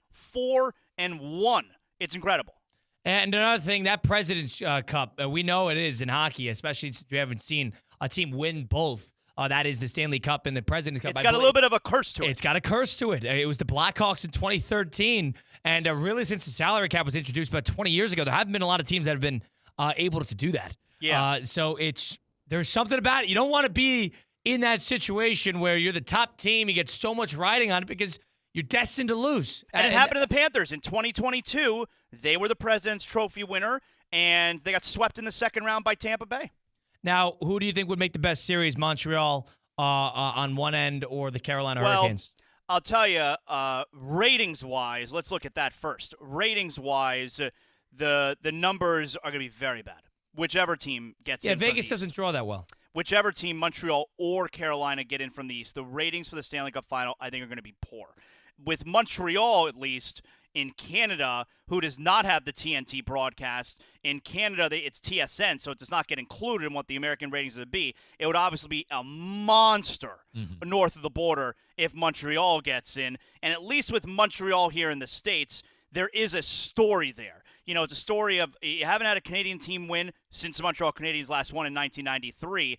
They're not a Canadian hockey team, Montreal. They are the Canadian hockey team. So you do get a story there. And who knows? You know, even though I find the Vegas Knights to be unlikable, they're kind of a villain. Maybe you do get a little us versus them mentality if it's Vegas versus Montreal. So I think Montreal and Vegas is the better matchup if you're looking for stories. But Carolina's probably the better matchup as far as, a team that can go toe-to-toe with Vegas. I don't have a whole lot of faith in Montreal these days. Too often in these playoffs, they have nights like they did 2 nights ago. Tonight really is a must-win for Montreal. You got to get some shots on goal. I don't know if you guys know. If you can't get shots on goal, you can't score. And they've gotten away with it to this point. But yeah. They have to win this game tonight. I know it's easy to say, all right, if they don't win, they're going down 3-1, but coming off of that performance a couple nights ago, they're lucky they were even in overtime against Carolina. They don't put the puck on net. Now, one thing I wanted to bring up, too, Mike and I were talking about this. Wembanyama last night had a terrible game, awful, bad finish, and the Spurs really had a bad game. He dodged the media, and the NBA issued a warning. I compare this to what happened a round ago when the Vegas Golden Knights, I believe after it was game 4, it was game 5 or game 6 against Anaheim, where there were no shows to the media even after a win. And Tortorella got fined a hefty chunk of cash, $150,000, I want to say, and they lost a second-round pick. Just goes to show how each league and the NHL hockey the NHL media is a very proud bunch, and it's protected. There's a standard there comparatively, I guess, to the NBA. What was your perspective on number one? Wembanyama issued a warning, a little star treatment versus Vegas. That's more than a slap on the wrist. That's quite a punishment. Yeah, well, the statements, like, they sound similar, but they're really not. You know, Vegas was making a statement. It was an organization. It was an organizational decision, right? Not to meet with the media, right? And they were making a statement because they've been unhappy with the treatment of their players in some of these games. So they get the hefty fine. At least here with San Antonio, it was just Wembanyama. It's not like the organization is mad and they're saying we're not going to come out and talk to you. And San Antonio tried to get away with it by saying he's not available tonight. That could mean any number of things, you know. The league is not falling for it, so they gave him a warning. You know, when really the team and Wembanyama should have been fined. But as far as him not meeting the media last night, like, look, not a good look. Not a good look. He's had 2 amazing games this series. He's obviously going to meet the media then. This is a player who has done everything right for the first 3 years of his career, and he had a bad moment a couple of last night, a moment where he's likely very frustrated with the treatment from the officials. Certainly you saw with him ordering the code red to Biyombo and Plumlee at the end of the game there. And they would have asked about that. You know, he's upset for sure. And I understand why I get it. I understand why he's upset, but he should have come out and faced the music. You answer some tough questions. And, you know, at the end of the day, 22 years old, he'll learn from it. Now, Zaz, has this series been as great as maybe people are making it out to be in your eyes? I think so because, you know, it's got the storylines, it's got the intrigue, it's got an incredible amount of buzz. If you look at the actual games, like I'll just say off the top of my head, I don't have the answer, but, you know, if you guys had to guess, how many games do you think this entire postseason have been close games? I mean, I Not can a think of the lot. great games. Yeah, Quarter? Not a handful. lot. Like, because that's, you put every single game into it, maybe a quarter, maybe. That'd be my Maybe. bet. Because that's Maybe. best guess, not even that. Yeah, not a lot, and that's today's NBA. I agree. Unfortunately, I and agree. and I miss the days where you would have late game-winning shots in these postseason games. Give me a fourth quarter where we have 5 lead changes. We're not anywhere near that anymore. So from that sense, the playoffs have been very disappointing. But at least with this series, you feel like you have the 2 best teams, and it's super intriguing. Yeah, and that was the worst Eastern Conference Finals. As I like to say, 25 years, probably like 6, 7 years old when I really started paying attention to what's going on in the NBA and these leagues. Says that was the worst conference finals I've seen in 25 Well, years. don't worry. The Is Cavs that- are bringing. They're going to run it back. The Cavs. Don't worry. no, Does that have Zaz, anything to do with Cleveland losing? I didn't want it to turn into that. Like Cleveland's been at the other They're gonna end run of it some back. pretty terrible Zaz, conference finals Zaz, as well. At this point, I just trust Dan Gilbert, who I think is one of the best owners in sports. That's where I'm putting my faith in. I would have fired Altman, and I would have fired the coach. And quite frankly, Zaz, I don't see the vision. But maybe they have a plan to go get Giannis or bring back LeBron. I don't know. Something is going to have to drastically change with that. But the point I was trying to make, boys, is that the Eastern, and to Zaz's credit, the Eastern Conference was a joke of a playoff, maybe outside of that Piston and Cavs series. But that was just such bad basketball. I know it went 7 games, Zaz, but you looked at those teams and you go, oh, God, we're really grasping at straws to get someone to maybe compete against New York and then look and see what happens in the finals. Yeah. But The playoffs have not been good. I- Luckily, at least the West is interesting, and whoever comes out of the West and meets the Knicks in the finals, that will likely be very, very interesting also. Yeah, I thought that this would be the series that could save the NBA. Zaz, I guess I'm on the other end of this aspect here. I think the finals can be good because I think the Knicks are actually really good. Yeah. But the thing is, I think the game 1 for the Spurs, that was the only intrigue I ever had. Like, I appreciated the Spurs in game 2 for never going away. But after that, like, I'm like, all right. They've been trading confirming But, and big wins. Like, take it a step further, like, going back and looking at that game 2, hindsight 2020, like, these games haven't really been Won that close. competitive. Yeah, won that close. Game 1, which of course went to double overtime. It was great. Was the only real great, only even real good game. Yeah. You know, especially like last night. I don't know about you guys. There was not. And yes, San Antonio hanging around down by 10 for most of the. No, they got second thoroughly half. outplayed. And quickly, Zaz, with how bad Vic was, you never thought they were going to win the game. That's my point. There was never a moment that I thought San Antonio was going to win the game last night. Never a moment. And last night was a tough watch because besides that, my God, the amount of fouls in that second quarter, the game was a tough watch last night. A lot of fouls, not shooting the ball well, very sloppy. Not a good game last night. At SGA, 17 free throw attempts. Yeah. Listen, I thought it was a good game too by him, Zaz, but I'm back to being done with him. Okay. I'm back to being done with that bad brand of basketball. I'm so done with it. I think we need to set one thing straight. San Antonio was incredibly frustrated the entire game, especially defensively. A lot of those fouls on Gilgeous-Alexander were them being ultra aggressive and were decent calls. I would say 12 of those free throws were pretty good calls. Yeah, And but a lot they were- of the like if I'm a Spurs fan, I am frustrated this morning. and with the they're officiating frustrated last too, night. but they couldn't hit a shot. So they were frustrated because they couldn't shoot. Yeah, no, that's why I prefaced it with there was never a moment that I thought San Antonio was going to win last night. They didn't play close to well enough, but man, that sequence, I think it was late in the third quarter when it was an 8-point game, the missed goaltend, which seems impossible. It was 98-88 when that happened. Yeah. It seems impossible to miss that call there if you're an official. And then the next time down the floor, off the foot of Holmgren, and then they confer and they still make the wrong call, and then you don't let Mitch Johnson enough time to challenge, and then he gets a technical foul, and like game was over. It was a rough sequence. I agree. That was the bad stretch of the game that the referees had. They should have granted the challenge. They should have called the goaltend. It should have been an 8-point lead. Instead, it ended up being a 13-point. They got 2 points. They got the possession. They were able to score again. Yeah. It was a 6-point swing. And I did this Friday, guys. Like, Gilgeous-Alexander is flopping on like 20% of his shots. 20% of his shots. Like, guys. Well, and I'll tell you what. Look, Lou Dort's another one. He's a great player. Every single screen that Lou Dort is chasing around his guy and runs into, he falls down like he got shot. Guys, I guarantee Lou Dort is built like a Mack truck. Yeah, if Lou Dort was standing stationary, Pick any NBA player to run full speed at him, they wouldn't move him off his spot. And Lou Dort is falling on every screen set on him. And it's tough. That's why I didn't mind the thug ball at the end of the game. That's why I didn't mind Well, it. and it happened I because hated that. it I was hated that. I'm I'm going on to be completely honest, I didn't mind it. I don't like it in a vacuum either, but it's a response to what has been happening, and that's what happens. Yeah. You know, if one team's going to play dirty, the other team's going to want to get their get back, and that's what happened last night.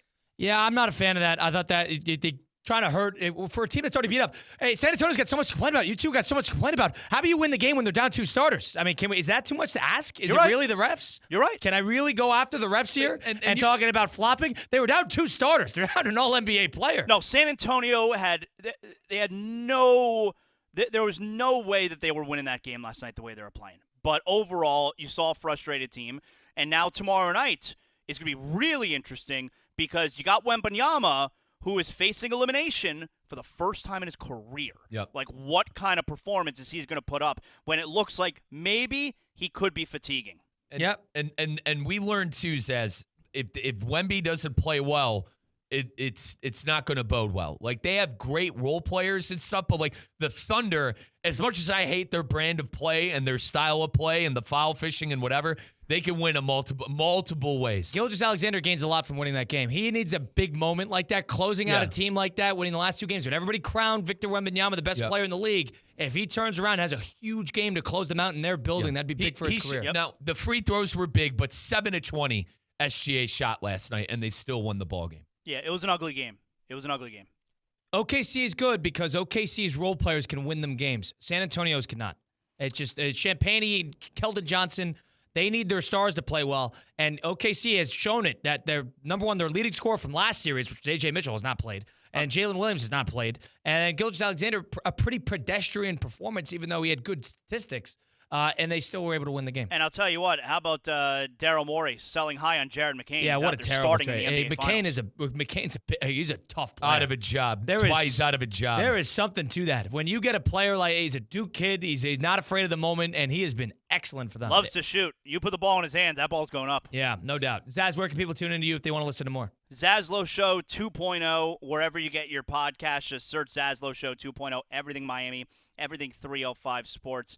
Please like, rate, comment, do all that good stuff. And every episode of Zaslow Show 2.0 is presented by Anajar and Levine Accident Attorneys, 800-747-FREE, 800-747-3733. Zaz, can the Knicks compete with either of these 2 teams? Number one, Absolutely. Number 2, who do they want in this series? Who do they want to win, come out of the NBA to the NBA final? They want this. First of all, they want the series to go to Game 7, and they want the less healthy team. You know that, like whoever that's going to be. That's the team that they want. The Knicks can absolutely win this series. You got time off. They are healthy. These 2 teams are beating each other up. And when you are having an historic run, I don't care that if you think it's about lesser competition in the Eastern Conference. There are plenty of years where a team steamrolls through the conference. You know, take the Boston Celtics a couple of years ago. They weren't putting up numbers like New York is. Like, you can only play who's in front of you. And they're not just beating them, they're annihilating these teams, all right? So there is something to that. Yes, I think the Knicks can absolutely play with one of these teams. They're totally going to be in it. I wouldn't go as far. Well, forget go as far. I know it's not true. Reggie Miller last night on the broadcast saying the Knicks are going to be the favorite in the NBA Finals. No, they're not. They're going to be a heavy underdog. They are not going to be the favorite. Yeah, that's but crazy. Nonetheless, they do have a chance to win the series. Appreciate it, Zaz, as always. Looking forward to talking again soon. Thanks, all right, Zaz. great job, guys. Jonathan Zazzo, the voice of the 305. That's Mike Rizzo, Colin Russo, Liz Bustamante. We'll close out the program. Next, it is Russo and Rizzo on ESPN 106.3. Live from the Anajar and Levine Accident Attorney Studios. Anajar and Levine Accident Attorneys. Call 1-800-747-FREE. This is ESPN 106.3.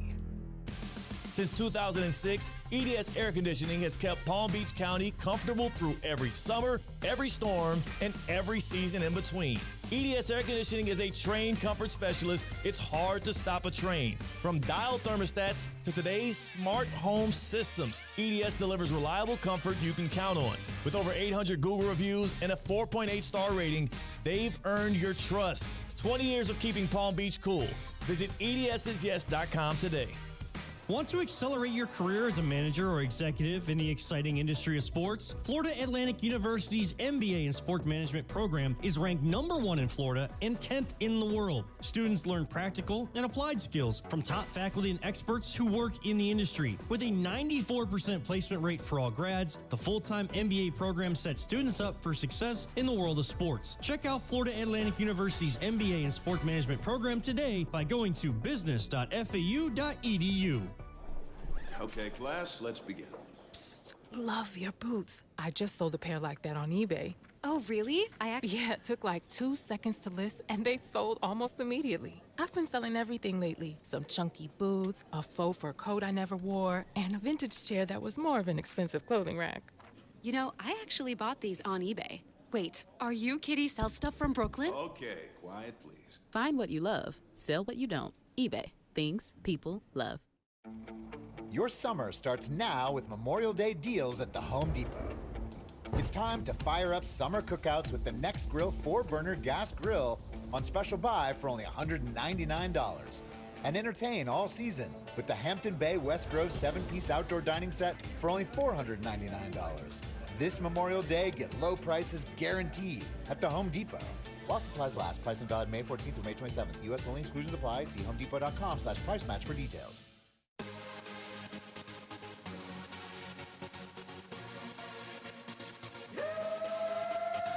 Let's get back to the Anajar and Levine Accident Attorney Studios. This is Russo and Rizzo on ESPN 106.3. It is Colin Russo. It is Mike Rizzo. It is Russo and Rizzo on ESPN 106.3. We're streaming live on YouTube at ESPN South Florida, ESPN West Palm on Twitter and Facebook.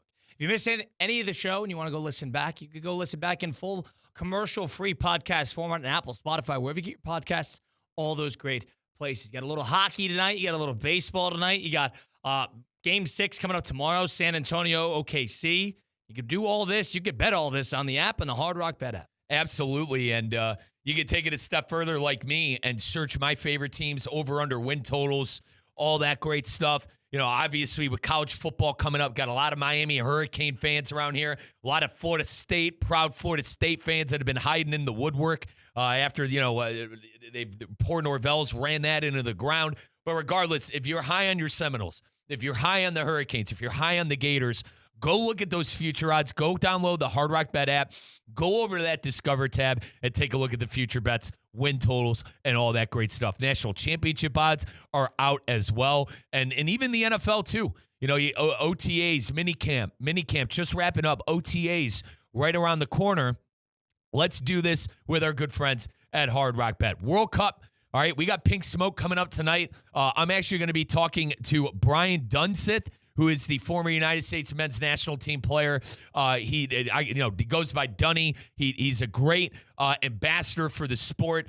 I'm going to ask him what he likes on the World Cup side. You got all these group stage matches about to get underway. We're less than almost 15 days out from the World Cup. No better time to get involved with Hard Rock Bet. It's offered by the Seminole Tribe of Florida. Must be 21 plus, physically present in Florida to wager. Terms and conditions apply. If you're a friend or concerned about gambling, folks, 1-833-PLAY-WISE. Call 1-833-PLAY-WISE if you have a gambling issue. Hard Rock Bet. Download it today. So what are you going to be betting tonight? There's nothing to watch. There is something to watch. No, there's always, listen, you know me, I'll put together a home run parlay. I'll take a couple of guys to my fantasy team. If friggin' Acuna needs to start hitting because he's killing my team being a first-round pick doing nothing, you're betting the puck. You think the Canadians win tonight? I think that's over. God's on the ice with them. Stop, dude. God's on the ice with the God's from Montreal. You've been dead wrong. God's from Montreal. It's so funny. No. You've been dead wrong with this is America's team this year. Like they are America's team. You called the Minnesota Wild America's team. They're out. You called the Minnesota Timberwolves America's team. Never had a chance against the Spurs. The only reason they did was because Wembanyama got thrown out. Little strong. Wemby got thrown out. All right, but little strong. I give you credit. The last couple of years, you've been right about America's team. You said about the Pacers, and even though I still agree, America's team. Montreal's been America's team for a while. Dude, Montreal is in Canada, and we don't care about Canadian hockey. I got news for you. We don't care. That's America's team. We don't give a bleep about American hockey. Canadian hockey. That's America's team. How about Zaz bringing up the Panthers have? I didn't know. I was at the mercy of that.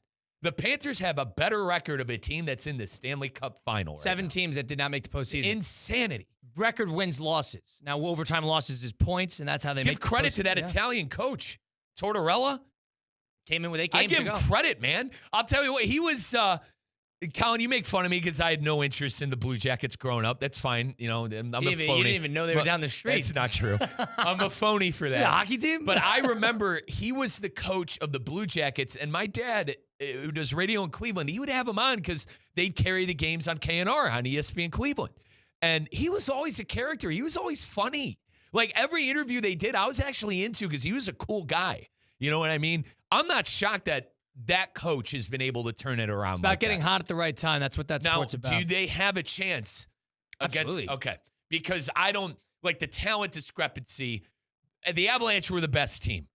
And Zaz and Zaz both said for 3 games, which is why hockey's like soccer in that sense of sometimes the best team doesn't win. Yep. Because of goals. I didn't think it was 3 like games. that. I thought half the games. Game 3, game 1, Colorado played better. But last night was a situation where Colorado was sort of dead in the water. Game 3, they blew. And then game 2 and game 1, game 2, I believe, was 5-1 Vegas. So I don't know if that's completely fair, but I do agree that half the games Colorado probably should have won. But again, I think they didn't have Cale Makar. I think that was a crucial loss for 2 of the games.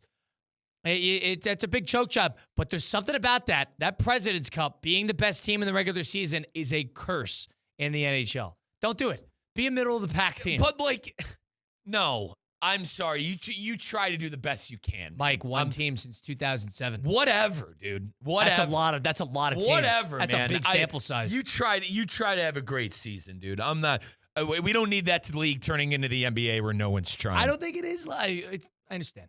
You know what I'm saying? We don't need people not trying. Let me rapid fire this to you. All right. The Major League Baseball Players Association made a first proposal to the MLB today. Don't show it to Bryce Harper. Collective bargaining. The top line issues, they have a, quote, competitive integrity tax for any teams that does not spend $150 million.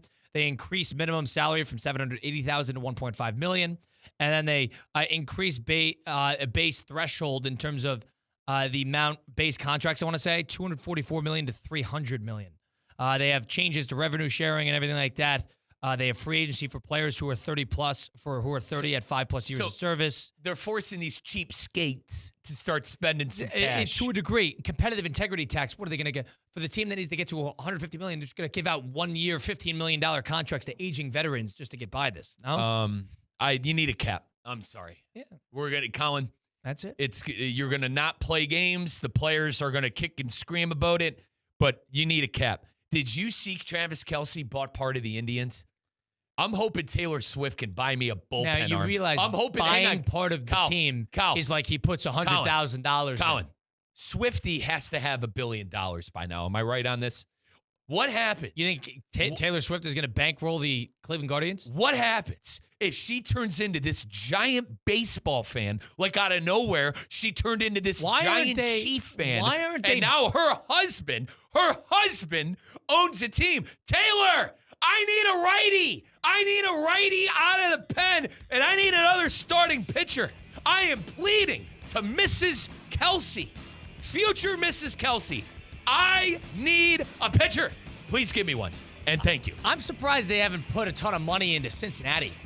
Turn Cincinnati into a powerhouse? Dude, he's from Cleveland. He went to Cincinnati. He said, in his thing, he said Cleveland, the reason he is the guy he is today is because of the city of Cleveland. You think he's putting money towards Ohio State? He's not courtside or field side at FC Cincinnati. He's courtside at a Cavs game because he's a Cleveland fan.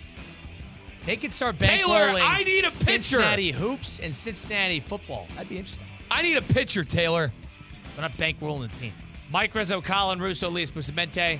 That was been Russo and Rizzo. We'll see you tomorrow. You get Pink Smoke after this right here on ESPN 106.3. Burger